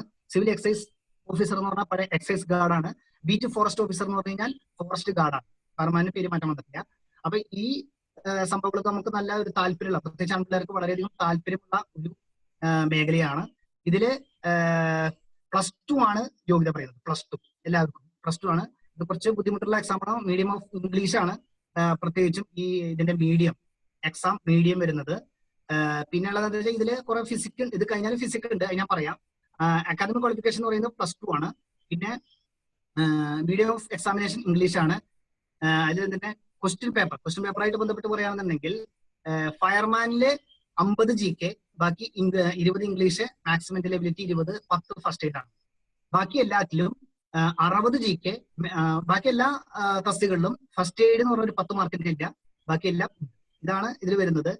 ഇത് കഴിഞ്ഞാൽ ഈ നമ്മുടെ എക്സാമിനേഷൻ കഴിഞ്ഞു കഴിഞ്ഞാൽ ഫിസിക്കൽ ടെസ്റ്റ് ഉണ്ട്. ഇതിൽ ഒരു വളരെയധികം പ്രത്യേകത എന്ന് പറയുന്നത് എന്താ വെച്ച് കഴിഞ്ഞാൽ പണ്ട് കാലത്തൊക്കെ ഞാനൊക്കെ എഴുതുന്ന സമയത്ത് എന്ന് പറയുന്നത് ഇതിന്റെ കട്ട് ഓഫ് മാർക്ക് എന്ന് പറഞ്ഞാൽ വളരെ കുറവുള്ള കട്ട് ഓഫ് മാർക്കായിരുന്നു, വളരെ കുറവ്. അതായത് ഇടുക്കി ജില്ലയിലൊക്കെ ഫോറസ്റ്റ് ഗാർഡിന്റെ കട്ട് ഓഫ് മാർക്ക് എന്റെ ഓർമ്മ ശരിയാണെങ്കിൽ 11 വന്നിട്ടുള്ള ഓർമ്മ. അതായത് നിങ്ങൾ ആലോചിച്ച് നോക്കൂ, 100 മാർക്കിൽ 11 മാർക്ക് മേടിച്ച ആൾക്ക് എന്താ പറയാ, തൃശ്ശൂർ ജില്ലയില് 18 കട്ട് ഓഫ് മാർക്ക് ജോലിയിൽ കയറുകയാണ്. അപ്പൊ അതും കൂടി നമുക്ക് ശ്രദ്ധിച്ചാൽ ഇതിനെ പറ്റിയിട്ടുള്ള കുറെ കാര്യങ്ങളൊക്കെ നമുക്ക് മനസ്സിലാവും. അപ്പൊ അങ്ങനെ ഒരു കാര്യം കൂടി ഉണ്ട്. പിന്നെ ഇതിന്റെ ഫിസിക്കലാണ്. ഫിസിക്കൽ എന്ന് പറഞ്ഞാൽ ഞാൻ മെന്നിന്റെ മാത്രം പറയാം.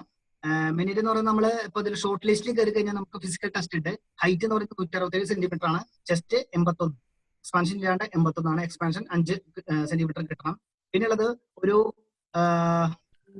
8 ഐറ്റം തരും. ഈ 8 ഐറ്റത്തില് നമ്മൾ ഒരു 5 ഐറ്റം നമ്മൾ പാസ്സായി. 5 ഐറ്റം അതില് ഈ 100 മീറ്റർ ഓട്ടം ഉണ്ട്, അല്ലെങ്കിൽ 1500 മീറ്റർ ഓട്ടം ഉണ്ട്, ഹൈ ജമ്പ് ഉണ്ട്, ലോങ് ജമ്പ് ഉണ്ട്, ഷോർട്ട് പുട്ട് ഉണ്ട്, പിന്നെ ബോൾ ത്രോ എറിയുന്നുണ്ട്, കയറിന്റെ മുകളിൽ കയറുന്ന റോപ്പ് ക്ലൈംബിംഗ് ഉണ്ട്, പുള്ളപ്പ് ഉണ്ട്. ഇതൊക്കെ എല്ലാം കൂടിയിട്ട് ഒരു 5 ഐറ്റം നമുക്ക് പാസ്സാവാൻ പറ്റിയിട്ടുണ്ടെങ്കിൽ നമുക്ക് സാധിക്കും. അത് തീർച്ചയായിട്ടും നമുക്ക് 5 ഐറ്റം പാസ്സാവാൻ സാധിക്കും. കാരണം എന്താ വെച്ച് കഴിഞ്ഞാൽ കുറച്ച് മെലിഞ്ഞ പ്രകൃതക്കാരാണെന്നുണ്ടെങ്കിൽ തീർച്ചയായിട്ടും 100 മീറ്ററും 1500 മീറ്ററും നമുക്ക് തീർച്ചയായിട്ടും ഓടി എത്താൻ സാധിക്കും. അതിൽ തന്നെ റോപ്പ് ക്ലൈംബിംഗ്, പുള്ളപ്പ് ഇതൊക്കെ എടുക്കാൻ പറ്റും.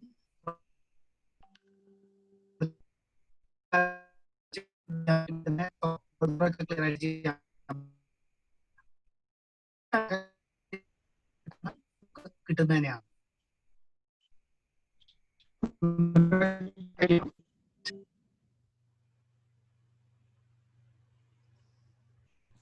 Hello,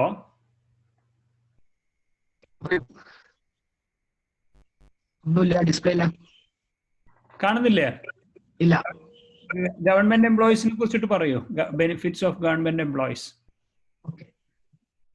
benefits of employment government എംപ്ലോയീസിന്റെ പറയാനുള്ളത് വെച്ചാൽ നമുക്ക് സുരക്ഷിതമായിട്ടുള്ളൊരു ജോലി തന്നെയാണ്. തീർച്ചയായിട്ടും നിങ്ങൾക്ക് ഇനിയിപ്പോ ഞാൻ ഇപ്പോഴത്തെ അവസ്ഥയിൽ ഇപ്പൊ പലതും ഫേസ്ബുക്ക് കൂടിയും സോഷ്യൽ മീഡിയ കൂടെയൊക്കെ ഇതിനെപ്പറ്റി ചർച്ച ചെയ്യുന്നത് തന്നെയാണ്. അപ്പോൾ വളരെയധികം സുരക്ഷിതമായിട്ടുള്ള ഒരു ജോലി തന്നെയാണ്. പ്രൈവറ്റ് ജോലിയെക്കാട്ടിലും വളരെയധികം സുരക്ഷിതമായിട്ടുള്ള ഒരു ജോലിയാണ്.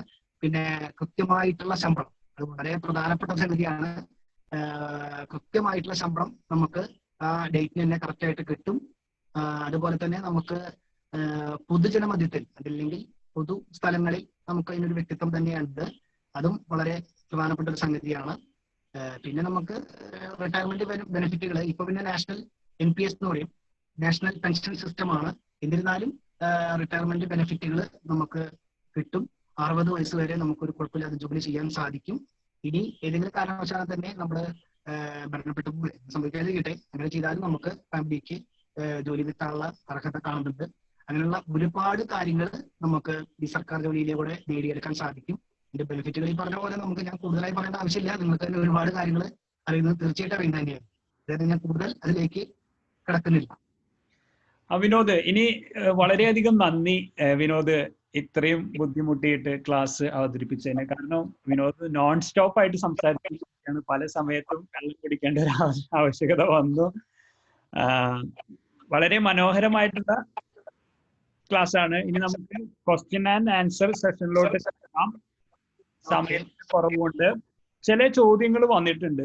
എങ്ങനെയാണ് മുൻകൂട്ടി നമ്മൾ രജിസ്റ്റർ ചെയ്തപ്പോൾ ചില ചോദ്യങ്ങൾ വന്നത്, എങ്ങനെയാണ് നമ്മൾ ചെറുപ്രായം മീൻസ് ഒരു +2 ഒക്കെ കഴിയുമ്പോൾ എങ്ങനെയാണ് നമ്മൾ ഗവൺമെന്റ് ജോലികൾക്ക് പ്രിപ്പയർ ആവേണ്ടത്?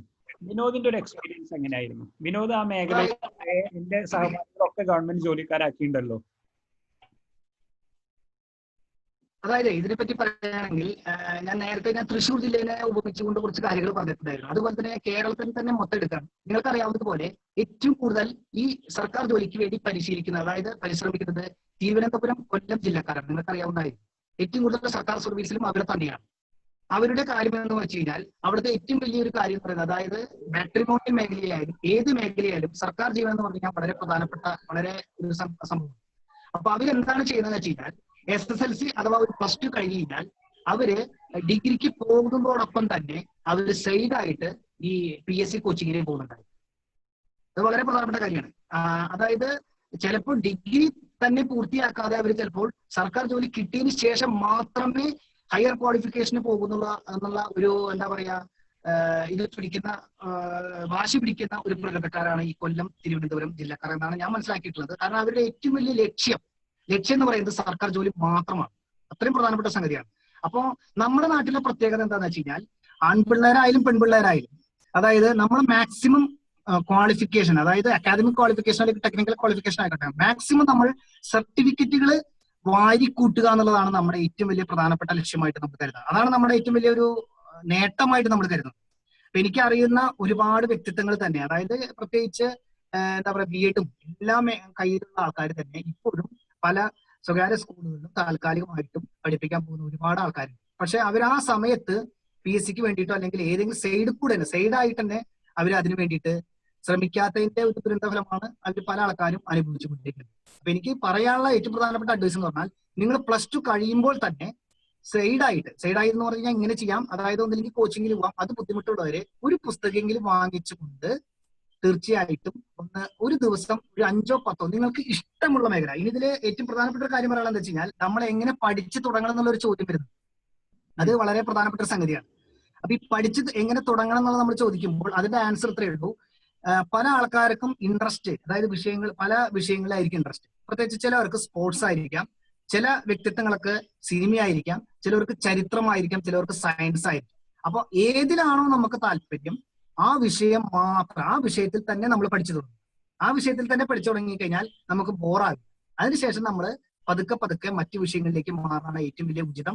പ്രത്യേകിച്ച് ചില ആൾക്കാർക്ക്, ഭൂരിഭാഗം ആൾക്കാർക്കും ചരിത്രം പഠിക്കുമ്പോൾ ഭയങ്കര ബുദ്ധിമുട്ടുണ്ടാവും. കാരണം അതിന്റെ ഇയർ അങ്ങനെയുള്ള പ്രശ്നങ്ങളുണ്ട്. പക്ഷെ ഒരു കാര്യം പറയുകയാണെങ്കിൽ ചരിത്രം ഏറ്റവും കൂടുതൽ പഠിച്ചു കഴിഞ്ഞാൽ നമുക്ക് അത്രയും ഇൻട്രസ്റ്റോട് കൂടി പഠിക്കാൻ പറ്റുന്ന ഒരു വിഷയമാണ് ചരിത്രം. കാരണം എന്താ പറയാ, ചരിത്ര കുതുകികൾ എന്നുള്ളത്, അതായത് അത്രയും താല്പര്യമുള്ള ഒരു വിഷയമാണ് ചരിത്രം. അതേപോലെ മാത്സ് ഒക്കെ നമ്മൾ പറയുകയാണെങ്കിൽ മാത്സിലേക്ക് ഇറങ്ങി ചെന്ന് കഴിഞ്ഞാൽ മാത്സ് നമുക്ക് പിന്നെ ഭയങ്കര ഇൻട്രസ്റ്റ് ആയിട്ട് മാറും. അതേപോലെ ഇംഗ്ലീഷൊക്കെ എന്താ വെച്ച് കഴിഞ്ഞാൽ ഇപ്പൊ ഷമീറിനെ നന്നായിട്ട് മനസ്സിലുണ്ടാവും. അതായത് സെക്കൻഡ്,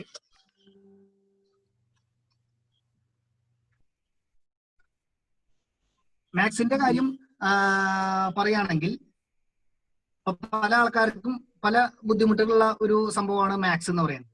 അപ്പൊ മാത്സ് നമ്മൾ എടുക്കുമ്പോൾ തന്നെ അത് ചിലവർ പുറത്ത് പറയാൻ വിഷമമുള്ള സംഗതികൾ ഉണ്ടാവും മാത്സ്. ചിലവർക്ക് ഞാൻ ഓപ്പൺ ആയിട്ട് തന്നെ പറയാണ്, കൂട്ടാനും കിഴിക്കാനും ഹരിക്കാനും ഗുണിക്കാനും പോലും അറിയാത്ത പല ആൾക്കാരും നമ്മുടെ ഇടയിലുണ്ട്. അത് നമ്മൾ നോക്കണ്ട.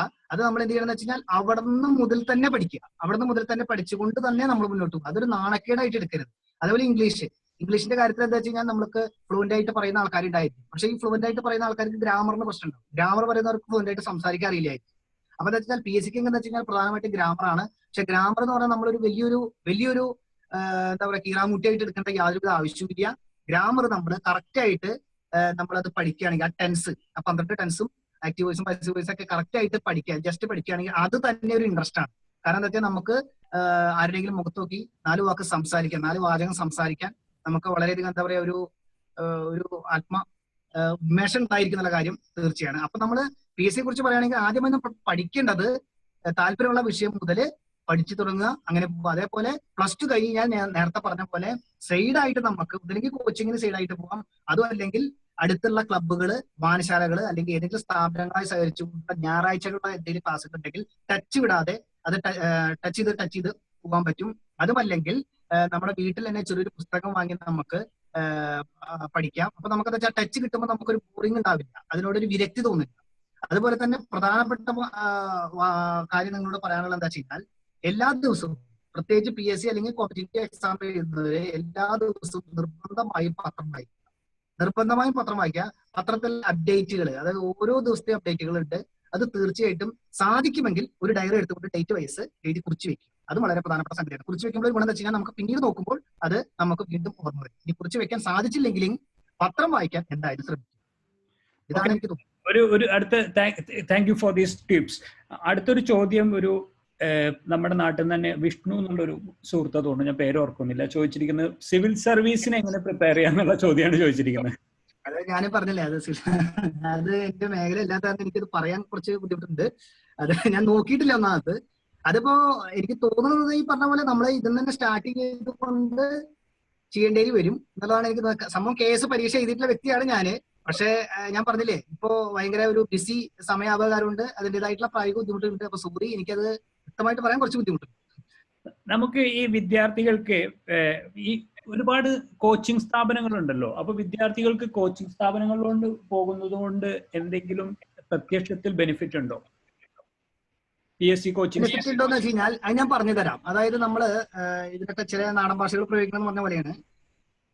അതായത് ഷമീറിന് അറിയാമായിരിക്കാം, ഷമീർ അന്ന് തളി വായനശാല സംഘടിപ്പിച്ചിട്ടുള്ള പരിപാടിക്ക് വന്ന വ്യക്തിയാണെന്ന് എനിക്ക് തോന്നുന്നു, അല്ലെ? അന്ന് സംസാരിച്ചിട്ടുള്ള അപ്പോ അതില് നമ്മൾ ആ ഉദ്ഘാടന പരിപാടിക്ക് താല്പര്യപൂർവ്വം നമ്മളിപ്പോ ഒരു 50 പേര് അല്ലെങ്കിൽ ഒരു 60 പേര് ഏത് പരിപാടിക്കായാലും ഇപ്പൊ സൗജന്യ PSC കോച്ചിങ് എന്ന് പറഞ്ഞു കഴിഞ്ഞാൽ വരും.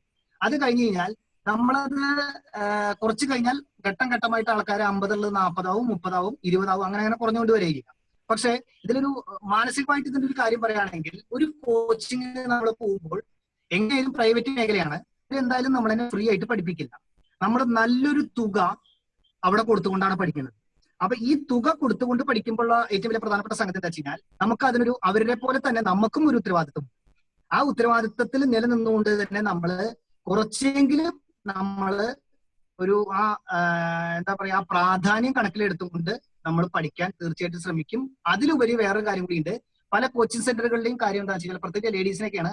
അതായത് ഒരു 40, 30 അല്ലെങ്കിൽ 50 പിള്ളേരൊക്കെ ഒരു ക്ലാസ്സിൽ ഉണ്ടെങ്കിൽ തീർച്ചയായിട്ടും അവര് അത് ഓരോ ദിവസവും അവര് കഴിഞ്ഞ ക്ലാസ്സിലത്തെ ക്വസ്റ്റ്യൻസ് അത് പഠിച്ചു വരാൻ പറയും. അതിന്റെ എല്ലാ കാര്യങ്ങളും ഉണ്ടാവും, ഹോംവർക്കുകളും എല്ലാം ഉണ്ടാവും. അപ്പോ ചിലപ്പോൾ അവരുടേതായിട്ടുള്ള സ്റ്റൈലുകൾ ഉണ്ട് പഠിപ്പിക്കണേ. ചിലപ്പോൾ കളിയാക്കലുണ്ടായിരിക്കാം, എല്ലാ കാര്യം ഉണ്ടാവും. അപ്പൊ ആ കളിയാക്കല് ഒഴിവാക്കാൻ വേണ്ടിയിട്ടും നമ്മൾ ചിലപ്പോ പഠിക്കാൻ സാധ്യതയുണ്ട്. ഇതൊക്കെ ഞാൻ സിമ്പിൾ ആയിട്ട് പറയുന്ന കാര്യങ്ങളാണ് കേട്ടോ. അപ്പോ പൈസ ചെലവാക്കിയിട്ട് നമ്മൾ പോണത് ഒരു തരത്തിൽ നല്ലതാണ്.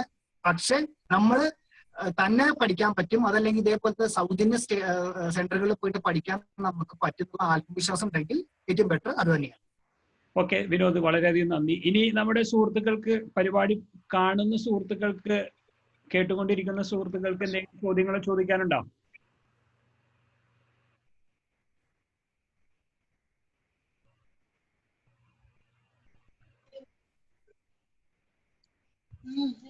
ഹലോ ചോദിച്ചോളൂ.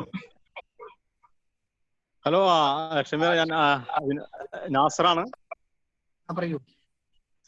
വിനോദ്, വളരെ നല്ലൊരു പ്രസന്റേഷൻ ആയിരുന്നു, ഞാൻ കേട്ടിരുന്നു. പിന്നെ നമുക്കറിയാത്ത പല മേഖലകള്, എനിക്ക് തോന്നുന്നു ഞാൻ ചെറുപ്പത്തില് ഇതുപോലെ ഈ BSRBക്ക് പോയിരുന്നു. നമ്മള് എല്ലാ കാര്യവും സീരിയസ് ആയിട്ട് എടുക്കുന്ന ആളുകളും പിന്നെ റെഗുലർ ആയിരിക്കുക, പിന്നെ ഈ പേടി എന്നുള്ള സംഭവം മാറ്റുക. ഇപ്പൊ വിനോദ് പറഞ്ഞ ടിപ്സിലും എനിക്ക് അതിനെ തോന്നുന്നു. കാരണം നമ്മളിപ്പോ സൗജന്യമായിട്ട് ഇപ്പൊ PSC കോച്ചിങ് കൊടുത്തു, പക്ഷെ അതിൽ ആളുകൾ തമാശയായിട്ട് വന്നു. പക്ഷെ നേരെ മറിച്ചിട്ട് ഒരു കോച്ചിങ്ങിന് പോവുകയാണെങ്കിൽ അവിടെ ടീച്ചറുടെ ശകാരം കേൾക്കേണ്ടി വരും, അല്ലെങ്കിൽ കളിയാക്കൽ കേൾക്കേണ്ടി വരും. അപ്പൊ നമ്മള് ഓട്ടോമാറ്റിക് ആയിട്ട് അതിൽ സീരിയസ് ആയിട്ട് വരും. അപ്പോ എനിക്ക് തോന്നുന്നത് ഇത് ഒരു സീരിയസ് ആയിട്ട് എടുക്കുന്ന ആളുകള് നിർബന്ധമായിട്ടും കോച്ചിങ്ങിന് പോകുന്നത് തന്നെ ആയിരിക്കും എന്റെ ഒരു ഇതില് നല്ലത്. പിന്നെ ഇതുപോലെ നമ്മള് അപ് ടു ഡേറ്റ് ആയിട്ടിരിക്കുക, റീഡിങ് അങ്ങനത്തെ കാര്യങ്ങളൊക്കെ. സത്യം പറയാം, ഞാൻ PSC ഒരു പ്രാവശ്യമായിട്ട് എഴുതിയിട്ട്, പക്ഷെ എനിക്ക് കിട്ടിയിട്ടില്ല. കാരണം അന്ന് നമ്മള് തൃശ്ശൂർക്ക് സിനിമ കാണാൻ വേണ്ടി പോകുന്ന ആ ഒരു ഇതിലൊക്കെ എടുത്തിരുന്നത്. അപ്പൊ എന്തായാലും വിനോദിന് വളരെ നന്ദി. ഷമീർ ഇങ്ങനത്തെ ഒരു സംഘടിപ്പിച്ചിരുന്ന വളരെ പ്രസക്തമായിട്ടുള്ള ഒരു കാര്യമാണ്. പ്രത്യേകിച്ച് നമ്മളുടെ ഏരിയ എന്ന് പറയാം, നമുക്കറിയാം, വളരെ ബാക്ക്വേർഡ് ആയിട്ടുള്ള, അല്ലെങ്കിൽ എന്താ പറയുക, ഈ സർക്കാർ ജീവനക്കാരിൽ നമ്മുടെ പ്രാതിനിധ്യം വളരെ കുറവാണ്. എനിക്ക് തോന്നുന്നു നമ്മുടെ ജില്ല, ഈവൻ തിരുവനന്തപുരത്താണെങ്കിൽ അല്ലെങ്കിൽ വരൂർ പഞ്ചായത്ത്, ഇതൊക്കെ വളരെ പ്രാതിനിധ്യം വളരെ കുറഞ്ഞ മേഖലകളാണ്. അപ്പൊ ഇതുപോലത്തെ ഉള്ള സംഭവങ്ങൾ, പ്രത്യേകിച്ച് വിനോദിന്റെ ഈ വായനശാലയുടെ നേതൃത്വത്തിലൊക്കെ നടക്കുന്ന പരിപാടികളൊക്കെ ഈ മേഖലയിലേക്ക് ആളുകൾ വരാൻ ഇനിയും തയ്യാറാവട്ടെ. അതുപോലെ തന്നെ നമ്മുടെ യുവാക്കൾ കൂടുതൽ സീരിയസ് ആയിട്ട് എടുക്കുക, പഠിക്കാൻ തുടങ്ങുക എന്ന് മാത്രമേ പറയാനുള്ളൂ. Thank you. വിനോദ്, വളരെയധികം നന്ദി അഭിപ്രായങ്ങൾ പങ്കുവച്ചതിന്. വിനോദ്, അടുത്തൊരു ചോദ്യം വന്നിരിക്കുന്നത് ഈ നഴ്സിംഗ്, ഫാർമസി, മെഡിക്കൽ സംബന്ധമായിട്ടുള്ളതാണ് ചോദ്യമാണ്. നഴ്സിംഗ്, ഫാർമസി, അതിനൊക്കെ എങ്ങനെ പ്രിപ്പയർ ചെയ്യാം, അതിന്റെ ചോദ്യങ്ങൾ എങ്ങനെയാണ്, നോട്ടിഫിക്കേഷൻസ് എങ്ങനെയാണെന്നുള്ള ചോദ്യമാണ്. അതിനെ കുറിച്ചൊന്ന് പറയാമോ? ഞാൻ ഇന്നൊക്കെ അത് പ്രിപ്പയർ ചെയ്തിട്ടില്ലെങ്കിലും ഞാൻ ജസ്റ്റ് എന്റെ അറിവുള്ളത് ഞാൻ പറഞ്ഞു തരാം. ഞാൻ നേരത്തെ പറഞ്ഞ പോലെ ഒരു ടെക്നിക്കൽ ലെവലുള്ള ഒരു പോസ്റ്റ് ആണത്. അപ്പോ അതിലെ ഈ പറഞ്ഞ പോലെ തന്നെയാണ് 50% GK, ബാക്കി 50% നഴ്സിംഗ് ആയിട്ട് ബന്ധപ്പെട്ടുള്ള ചോദ്യങ്ങൾ ഉണ്ടാവുന്നതാണ് ഞാൻ പ്രതീക്ഷിക്കുന്നത്. പക്ഷെ എന്റെ ഒരു അനുഭവം ഞാൻ വേണമെങ്കിൽ പറയാം. അതായത് നമ്മൾ സാധാരണഗതിയിൽ ഈ നഴ്സിംഗ് പഠനമൊക്കെ പൂർത്തീകരിച്ചു കഴിഞ്ഞാൽ ഭൂരിഭാഗം ആൾക്കാരും സർക്കാർ മേഖലയിലേക്കല്ല പോകുന്നത്. പ്രത്യേകിച്ച് കൊല്ലം, തിരുവനന്തപുരം ജില്ലക്കാരും മാത്രമാണ് ഈ മേഖല നോക്കുന്നത്. ബാക്കി നമ്മുടെ അവിടുത്തെ ആൾക്കാർ, പ്രത്യേകിച്ച് കോട്ടയം മുതലേ വടക്കോട്ട് എടുക്കുകയാണെങ്കിൽ എല്ലാവരും ഗൾഫിലേക്കോ അതും അല്ലെങ്കിൽ മറ്റ് യൂറോപ്യൻ കൺട്രീസ് അല്ലെങ്കിൽ വേറെ വിദേശത്തേക്ക് പോകാൻ വേണ്ടിയിട്ടാണ് നോക്കുന്നത്. അപ്പൊ അതിൽ എനിക്കൊരു അനുഭവം എന്താ വെച്ച് കഴിഞ്ഞാൽ, എനിക്കറിയുന്ന തളിയിൽ തന്നെ ഒരു കുട്ടി, അവര് ഈ ESIയുടെ നഴ്സിംഗിന്റെ ഒഴിവ് ഉണ്ടാവാറുണ്ട്, ESI. അപ്പോ അതില് അവര് വളരെയധികം ആത്മാർത്ഥത്തോട് കൂടിയിട്ട് അവര് പഠിച്ചിട്ടുള്ള വ്യക്തിയാണ്. എന്താ പറയാ, പരീക്ഷ അഭിമുഖീകരിച്ചുകൊണ്ടിരിക്കുന്ന വ്യക്തിയാണ്. അപ്പൊ ഞാൻ പോസ്റ്റ് ഓഫീസിലെ വർക്ക് ചെയ്യുന്ന സമയത്ത് അവരിത് നിരന്തരം വന്നിട്ട് അയക്കാറുണ്ട്. അപ്പൊ എനിക്ക് അവരോട് ഭയങ്കര എന്താ പറയാ ബഹുമാനം തോന്നിയിട്ടുണ്ട്. കാരണം അവര് വളരെ ഒരു ചെറിയ കുട്ടിയാണ്. അവര് എന്താ പറയാ ഇടയ്ക്കിടയ്ക്ക് വന്ന് അയക്കും. അപ്പൊ ഞാനും പറയും അത് കിട്ടട്ടെ എന്നൊക്കെ പറയും. അങ്ങനെ അവർക്ക് ഒരു സുപ്രഭാതത്തില് ബോംബെയിൽ ജോലി കിട്ടുകയാണ്. അപ്പൊ ഈ ബോംബെയിൽ ജോലി കിട്ടുമ്പോൾ എനിക്ക് തോന്നുന്നു ഒരു 7-8 വർഷം മുൻപാണ് എനിക്ക് തോന്നുന്നു. അന്ന് തന്നെ ഞാൻ മനസ്സിലാക്കണത് ഏകദേശം ഒരു 25,000 രൂപയുടെ മേലെ ശമ്പളം ഉണ്ട് എന്നുള്ളതാണ്. അപ്പോ ഇതിലെ പ്രധാനപ്പെട്ട സംഗതി എന്ന് പറയുന്നത് എന്താ വെച്ച് കഴിഞ്ഞാൽ, നല്ലൊരു ശമ്പളം കിട്ടുന്ന ഒരു മേഖലയാണ് തീർച്ചയായിട്ടും നേഴ്സിംഗ് മേഖല. അത് സെൻട്രൽ ഗവൺമെന്റിന്റെ ഇതേപോലത്തെ മേഖല വരാറുണ്ട്. അതായത് ഈ മിലിറ്ററി നഴ്സിംഗും അതിന്റെയൊക്കെ കുറെ കാര്യങ്ങളുണ്ട്. അത് അതിൽ തന്നെ ESI ആയിട്ട് ബന്ധപ്പെട്ടിട്ടുള്ള, അതേപോലെ നമ്മുടെ സംസ്ഥാന സർക്കാരിന്റെ കീഴിലുള്ള ആരോഗ്യ മേഖലയിലെ നഴ്സിംഗ് മേഖലയൊക്കെ നല്ല ശമ്പളമുള്ള ജോലി തന്നെയാണ്. അത് ശ്രമിക്കുന്നത് തീർച്ചയായിട്ടും നന്നായിരിക്കും. കൂടുതൽ അതിന്റെ സ്റ്റൈല് പാറ്റേൺ ഞാൻ നോക്കിയിട്ടില്ല, അതുകൊണ്ടുള്ള ഒരു ചെറിയൊരു ബുദ്ധിമുട്ടുണ്ട്. ഫാർമസിയോ? അതും ഞാൻ ഇപ്പൊ നേരത്തെ പറഞ്ഞതാണ്, കണ്ടമാനം ജോലി ഒഴിവൊന്നുമില്ലെങ്കിലും ഫാർമസിസ്റ്റിന്റെ ഒക്കെ ഒഴിവ് ഇപ്പൊ നമ്മുടെ പ്രൈമറി ഹെൽത്ത് സെന്ററുകളിലൊക്കെ ഉണ്ട്. അത് ഇത്രയധികം ഒഴിവില്ലെങ്കിലും അത് നല്ലൊരു ചാൻസ് തന്നെയാണ്. പക്ഷെ എന്താ വെച്ചാൽ ഈ മേഖലയിലുള്ള ആൾക്കാർ എന്താ വെച്ചാൽ അവരൊന്നില്ലെങ്കിൽ സ്വകാര്യ മേഖലയിലേക്കാണ് ആദ്യം ശ്രമിക്കുന്നത്. അവിടെയാണ് ഒരു പ്രശ്നം വരുന്നത്. നമ്മള് സർക്കാർ മേഖല ഒരു സൈഡിൽ കൂടെ നോക്കുകയാണെങ്കിൽ തീർച്ചയായിട്ടും കിട്ടും. കാരണം എല്ലാവരും ഇതിലേക്ക് പോകുന്നില്ല. അതാണ് ഇതിൽ ഏറ്റവും വലിയ പ്രധാന പ്രത്യേകത. കാരണം ഞാൻ നേരത്തെ പറഞ്ഞ പോലെ നമ്മുടെ നാട്ടിൽ ഒരുപാട് ഡ്രൈവർമാരുണ്ട്. ഈ ഡ്രൈവർമാര് എന്ന് പറയുന്നത് എനിക്കറിയുന്ന പല ആൾക്കാരോട് ഞാൻ പറയാറുണ്ട്. പല ആൾക്കാരും രജിസ്റ്റർ ചെയ്യിച്ചിട്ട് നടക്കുന്നത്. അപ്പോ അവർക്കത് അറിയുന്നില്ല, അവർ പേടിക്കുകയാണ്. PSC പരീക്ഷ അല്ലെങ്കിൽ എങ്ങനെയാണ് ബബിൾ ചെയ്യാന്നുള്ളതൊക്കെ അവർ പേടിക്കുകയാണ്. ആ പേടി എന്ന് പറയുന്നത് വലിയ പ്രശ്നം തന്നെയാണ്. അത് നമ്മൾക്ക് അതിനെ ഓവർകം ചെയ്യാൻ പറ്റിയെന്നുണ്ടെങ്കിൽ വളരെ നന്നായിരിക്കും എന്നുള്ള കാര്യം. ഓക്കെ വിനോദ്, ഇനി എന്തെങ്കിലും ചോദ്യങ്ങൾ ഉണ്ടോ ഓഡിയൻസ്?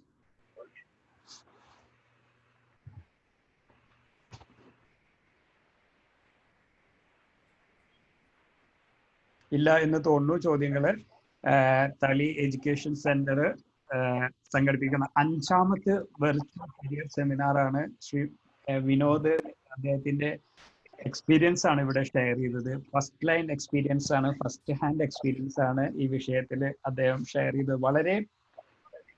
വളരെ ഇമ്പോർട്ടന്റ് ആയിട്ടുള്ള ഒരു ടോപ്പിക്കാണ് ജോലി. അതായത് ഇപ്പൊ ഈ കോവിഡ് നിറഞ്ഞ കാലഘട്ടത്തിൽ എങ്ങനെ ഒരു ജോലി സുരക്ഷിതത്വം ഉറപ്പുവരുത്താം എന്നുള്ളതാണ് എല്ലാ ഉദ്യോഗാർത്ഥികളും തേടിക്കൊണ്ടിരിക്കുന്നത്. അതിപ്പോ അമേരിക്കയിലാണെങ്കിലും ശരി, നാട്ടിലാണെങ്കിലും ശരി, ഗൾഫിലാണെങ്കിലും ശരി, എല്ലായിടത്തും ഈ കാലഘട്ടത്തിൽ ജോലി അൺസ്റ്റേബിൾ ആണ്. ഇന്നൊരു ജോലി ഉണ്ട്, അത് നാളെ ഉണ്ടോ എന്നുള്ള കാര്യത്തിൽ നമുക്ക് ഉറപ്പുവരുത്താൻ പറ്റില്ല. പക്ഷെ സർക്കാർ ജോലികൾ എല്ലാം സർക്കാർ ഫണ്ടിങ്ങിലൂടെ, അതായത് സർക്കാർ ടാക്സ് വരുന്ന പൊതു ഖജനാവിൽ നിന്ന് വരുന്ന ഫണ്ടിങ് ആയതുകൊണ്ട് സർക്കാർ ജോലികളെല്ലാം വളരെ സുരക്ഷിതമാണ്. പ്രൈവറ്റ് മേഖലയിലത്തെ ജോലികൾ സുരക്ഷിതമല്ല, അൺസ്റ്റേബിൾ ആണ്. അപ്പൊ ആ ഒരു വിഷയത്തെ മുൻനിർത്തിയിട്ടാണ് ഇന്ന് നമ്മളിവിടെ സംസാരിച്ചത്. ഇത് തുടങ്ങാൻ കുറച്ച് സമയമെടുത്തു. എന്നിരുന്നാലും ടെക്നിക്കൽ വിഷയങ്ങളെല്ലാം നമ്മൾ പരിഹരിച്ചു. വളരെ ഡീറ്റെയിൽ ആയിട്ട് തന്നെ വിനോദ് സെൻഡ് ചെയ്തു. വളരെയധികം അഭിമാനം തോന്നുന്നു താങ്കളുടെ എക്സ്പീരിയൻസ് ഇവിടെ ഷെയർ ചെയ്തതിൽ. കാരണം നമ്മുടെ പ്രദേശം പിന്നോക്ക പ്രദേശമാണ്. നമ്മുടെ പ്രദേശത്ത് മാത്രം മുൻനിർത്തിയിട്ടല്ല നമ്മൾ സംസാരിക്കുന്നത്. നമുക്ക് വ്യൂവേഴ്സ് ഫേസ്ബുക്കിലുണ്ട്. ഇനി ഈ പ്രോഗ്രാം യൂട്യൂബിൽ അപ്ലോഡ് ചെയ്യും, നമ്മുടെ ചാനലിൽ അപ്ലോഡ് ചെയ്യും. അപ്പോൾ നമ്മൾ സംസാരിക്കുന്നത് ഗ്ലോബലാണ്. ഇപ്പോൾ കണക്റ്റഡ് ഗ്ലോബൽ ആയിട്ടാണ് നമ്മൾ സംസാരിക്കുന്നത്. വിനോദ് ഏകദേശം 20 എക്സാമിനേഷൻസിന് സെലക്ഷൻ കിട്ടി. പ്രോബബിൾ ലിസ്റ്റിലുണ്ട്, എലിജിബിൾ ലിസ്റ്റിലുണ്ട്. അതിൽ തന്നെ 3-4 ജോലികൾ അദ്ദേഹം ചെയ്തു എന്ന് അദ്ദേഹം പറഞ്ഞു. അപ്പൊ തീർച്ചയായിട്ടും വിനോദ് തന്നെയാണ് ഈ വിഷയത്തിൽ ആധികാരികമായിട്ട് സംസാരിക്കാനുണ്ടായിരുന്നത്. ഈ ആഴ്ചയിലെ വിഷയം നമ്മൾ വളരെ നല്ല രീതിയിൽ ചർച്ച ചെയ്തു എന്ന് കരുതുന്നു.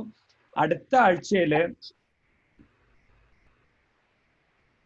നമ്മളോട് സംസാരിക്കുന്നത് മൻസൂർ താഹിർ. ഒരു ചോദ്യം കരിമുക്കിയിട്ടുണ്ട്, സംസാരിച്ചോളൂ മൻസൂർ താഹിർ.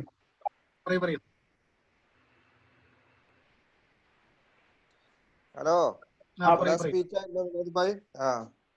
ഷമീറ, പിന്നെ ഇതിന് പ്രായപരിധി ഉണ്ടോ? അങ്ങനെ ഈ ജോലിക്ക് എങ്ങനെയൊക്കെയാണ് അതിന്റെ? നേരത്തെ പറഞ്ഞില്ലേ, ജനറൽ കാസ്റ്റ് 36 വയസ്സ്, പിന്നെ OBC ആണെന്നുണ്ടെങ്കിൽ അതിനൊരു 3 വർഷം കൂടി നമുക്ക് കൂടുതൽ കിട്ടും. അപ്പൊ 39 മിനിമം പ്രായം 18 വയസ്സ്. അതായത് 18 വയസ്സ് എന്ന് പറഞ്ഞാൽ 18 വയസ്സ് കഴിയണമെന്നാണ്. 19 വയസ്സാണ് കുട്ടിയാണ്. അതെ അല്ലെ? ഓക്കെ. 18-36 അല്ലെ? 18-36 ജനറൽ കാസ്റ്റ്. അത് സംവരണ വിഭാഗക്കാർക്ക് OBC ആണെങ്കിൽ ഒരു 3 വർഷത്തെ അളവ്, SC/ST ആണെങ്കിൽ ഒരു 5 വർഷത്തെ അളവ്. റിട്ടയർമെന്റ് 60 years ആണോ? അത് 2013 ഏപ്രിൽ 1 മുതൽ NPS എന്ന് പറയും, സ്റ്റാറ്റ്യൂട്ടറി പെൻഷൻ നിർത്തലാക്കിക്കൊണ്ട് കോൺട്രിബ്യൂട്ടറി പെൻഷൻ ആരംഭിച്ചിട്ടുണ്ട്. അപ്പോ 2013 ശേഷമുള്ള എല്ലാവർക്കും 60 വയസ്സാണ് കേരള സർക്കാരിന്റെ വിരമിക്കൽ പ്രായം. അതെ. Okay, thank you. നല്ലൊരു അറിവാണ് തന്നത്. ഞങ്ങൾക്ക് ആർക്കും ഇത്ര ഗാധമായിട്ട് അറിയില്ല. എന്തായാലും കുറെ താങ്ക്സ് വിനോദ് ഭായ്. ഓക്കെ ഷമീറെ, നന്നായിട്ടുണ്ട്. മറ്റേ അടുത്ത ആഴ്ച നമ്മളോട് കാണുന്നുണ്ടോ? ഈ സ്ക്രീന് കാണുന്നുണ്ടോ? അൻവർ ഷായുടെ പിക്ചർ കാണുന്നുണ്ടോ? എന്നോടാണോ ചോദ്യം? ആരായാലും കാണുന്നില്ല. ഓക്കെ. ഇപ്പൊ കാണുന്നുണ്ട് അല്ലേ? ഓക്കെ. അടുത്ത ആഴ്ച നമ്മുടെ പ്രോഗ്രാമിൽ വരുന്നത് തളിയിലെ അറിയപ്പെടുന്ന എഴുത്തുകാരനും അതുപോലെ തന്നെ യുവ തിരക്കഥാകൃത്ത്, അതുപോലെ ചെറുകഥാകൃത്ത്, സാമൂഹിക പ്രവർത്തകൻ, പ്രവാസ മേഖലയിൽ വളരെയധികം സാമൂഹിക ഇടപെടലുകൾ നടത്തുന്ന, അതിലുപരി എഴുത്തുകാരനാണ് അൻവർ ഷാ. അദ്ദേഹത്തിന്റെ എഴുത്തുകൾ മനോരമ ഓൺലൈൻ, ഏഷ്യനെറ്റ് അവരൊക്കെയാണ് പ്രസിദ്ധീകരിക്കുന്നത്. അത് ഫേസ്ബുക്കിലാണെങ്കിലും ശരി, അവരുടെ ഓൺലൈൻ പേജിലാണെങ്കിലും ശരി. സിനിമാ മേഖലയിലെല്ലാം അദ്ദേഹം പ്രവർത്തിക്കുന്നുണ്ട്. അദ്ദേഹവും അസിമാഷും, അസി മാസ്റ്റർ, TP അസീസ് മാസ്റ്റർ, അതുപോലെ തന്നെ ഗഫൂർ കുളത്തിങ്കൽ തുടങ്ങിയവരാണ് അവരുടെ ചെറുപ്പകാലങ്ങളിലുള്ള തളി സ്കൂൾ ഗ്രൗണ്ടിലേക്കുള്ള ഒരു എന്താ പറയാ പിന്നിലോട്ടുള്ള നോട്ടം, അത് വിഷയത്തിന്റെ അവര് ചർച്ച ചെയ്യുന്ന വിഷയം അക്ഷരം, ചലച്ചിത്രം, നന്മ എന്നിവയിലേക്കുള്ള ഒരു നോട്ടം. കഥ പറഞ്ഞിരുന്ന തളിയിലെ കളി മൈതാനക്കരയിലേക്ക് ഒരു തിരിഞ്ഞു നടത്തം. 3 പേർ കൂടിയുള്ള ഒരു ചർച്ചയാണ് അടുത്ത ആഴ്ച. വളരെ ഇൻട്രസ്റ്റിംഗ് ആയിട്ടുള്ള ഒരു ചർച്ചയാവുമെന്ന് വിചാരിക്കുന്നു. സർഗവഴികൾ നീളെ നീളെ, നേരം പോക്കിലെ ഒരു നേരുകൾ എന്ന വിഷയത്തെ ആസ്പദമാക്കി ഈ പറയുന്ന കാര്യങ്ങളെ, സാമൂഹിക സമകാലിക വിഷയങ്ങളൊക്കെ ആസ്പദമാക്കിക്കൊണ്ടുള്ള ഒരു ചർച്ചയാണ് ഈ 3 പേർ നടത്തുന്നത്. അടുത്ത വെള്ളിയാഴ്ച 24-ാം തീയതി, ജൂലൈ 24 വെള്ളിയാഴ്ച 5 മണിക്ക് ഇന്ത്യൻ സമയം, അമേരിക്കയിൽ ഏകദേശം 6 മണിയാവും, എനിക്ക് ഗൾഫില് ദോഹയില് 2 മണിയാവും, 2:30, 3:30 ആവും തോന്നുന്നു. ഈ ആഴ്ചയിൽ പങ്കെടുത്ത എല്ലാവർക്കും അഭിനന്ദനങ്ങൾ. പരിപാടി തുടങ്ങാൻ കുറച്ചു നേരം വൈകി, ടെക്നിക്കൽ വിഷയങ്ങളാണ്. എല്ലാവരോടും നന്ദി പറയുന്നു. പ്രത്യേകിച്ച് ശ്രീ വിനോദിനോട്. വിനോദ് ഇതിനു വേണ്ടിയിട്ട് ഈ സ്ലൈഡുകൾ ഉണ്ടാക്കാൻ വേണ്ടിയിട്ട് ഏകദേശം 1, 2, 3 മണിക്കൂർ എടുത്തു. ഇത് ഇന്നലെ ഈ സ്ലൈഡൊക്കെ ഞാൻ പ്രിപ്പയർ ചെയ്യാൻ വിനോദ് അവിടുന്ന് വോയിസ് മെസ്സേജ് അയച്ചു തന്നു. ഞാനിവിടെ ഇരുന്നിട്ട് സ്ലൈഡ് ഉണ്ടാക്കി. അതിന് തന്നെ ഏകദേശം വിനോദ് 3-4 മണിക്കൂർ എടുത്തു ഞാൻ ആ സ്ലൈഡൊക്കെ പ്രിപ്പയർ ചെയ്യാൻ. പിന്നെ PSC കുറിച്ചിട്ട് ഒരു ബാക്ക്ഗ്രൗണ്ട്, PSC 1936 വന്നിരിക്കുന്നു. കൊച്ചിൻ ട്രാവൻകൂർ സംസ്ഥാനത്തിന്റെ കീഴില് 1956 നവംബർ 1-ാം തീയതി ഇന്ത്യയുടെ റീഓർഗനൈസേഷൻ സ്റ്റേറ്റ്സിന്റെ ആക്ട് വന്നോട് കൂടിയിട്ട് PSC Kerala public service commission Travancore Kochi public service കമ്മീഷനിൽ നിന്ന് കേരള പബ്ലിക് സർവീസ് കമ്മീഷനായിട്ട് മാറി. ഞാൻ കുറച്ച് ഹിസ്റ്ററിയിൽ താല്പര്യമുള്ള ആളാണ്, അതുകൊണ്ടാണ് ഞാൻ ഹിസ്റ്ററി ഒന്ന് ചെക്ക് ചെയ്തത്. ബ്രിട്ടീഷുകാരുടെ കാലത്താണ് കേരള പബ്ലിക് സർവീസ് കമ്മീഷന്റെ മുന്നോടിയായിട്ടുള്ള ട്രാവൻകൂർ കൊച്ചി പബ്ലിക് സർവീസ് കമ്മീഷനൊക്കെ തുടങ്ങിയത്. ബ്രിട്ടീഷ് ഭരണകാലത്തെ അഡ്മിനിസ്ട്രേഷൻ ഗവേണൻസ് ചെയ്തതാ തോന്നുന്നു ബ്രിട്ടീഷ് ഭരണാധികാരികൾ. അപ്പൊ എല്ലാവർക്കും ഒരിക്കൽ കൂടി നന്ദി, നമസ്കാരം.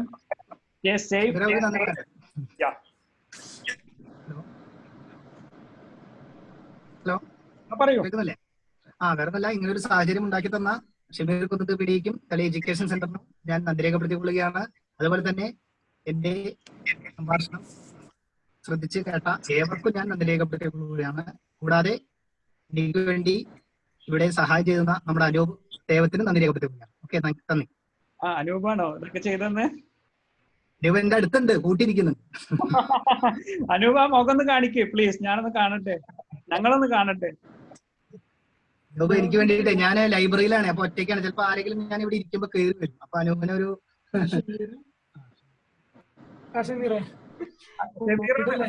ഇവിടെ എല്ലാരും ഉണ്ട്, അയൽവാസികളെല്ലാരും ഉണ്ട്. ഷംസു ഉണ്ട്. സുഖാണ്. ഇവിടെ കുഴപ്പമൊന്നുമില്ല.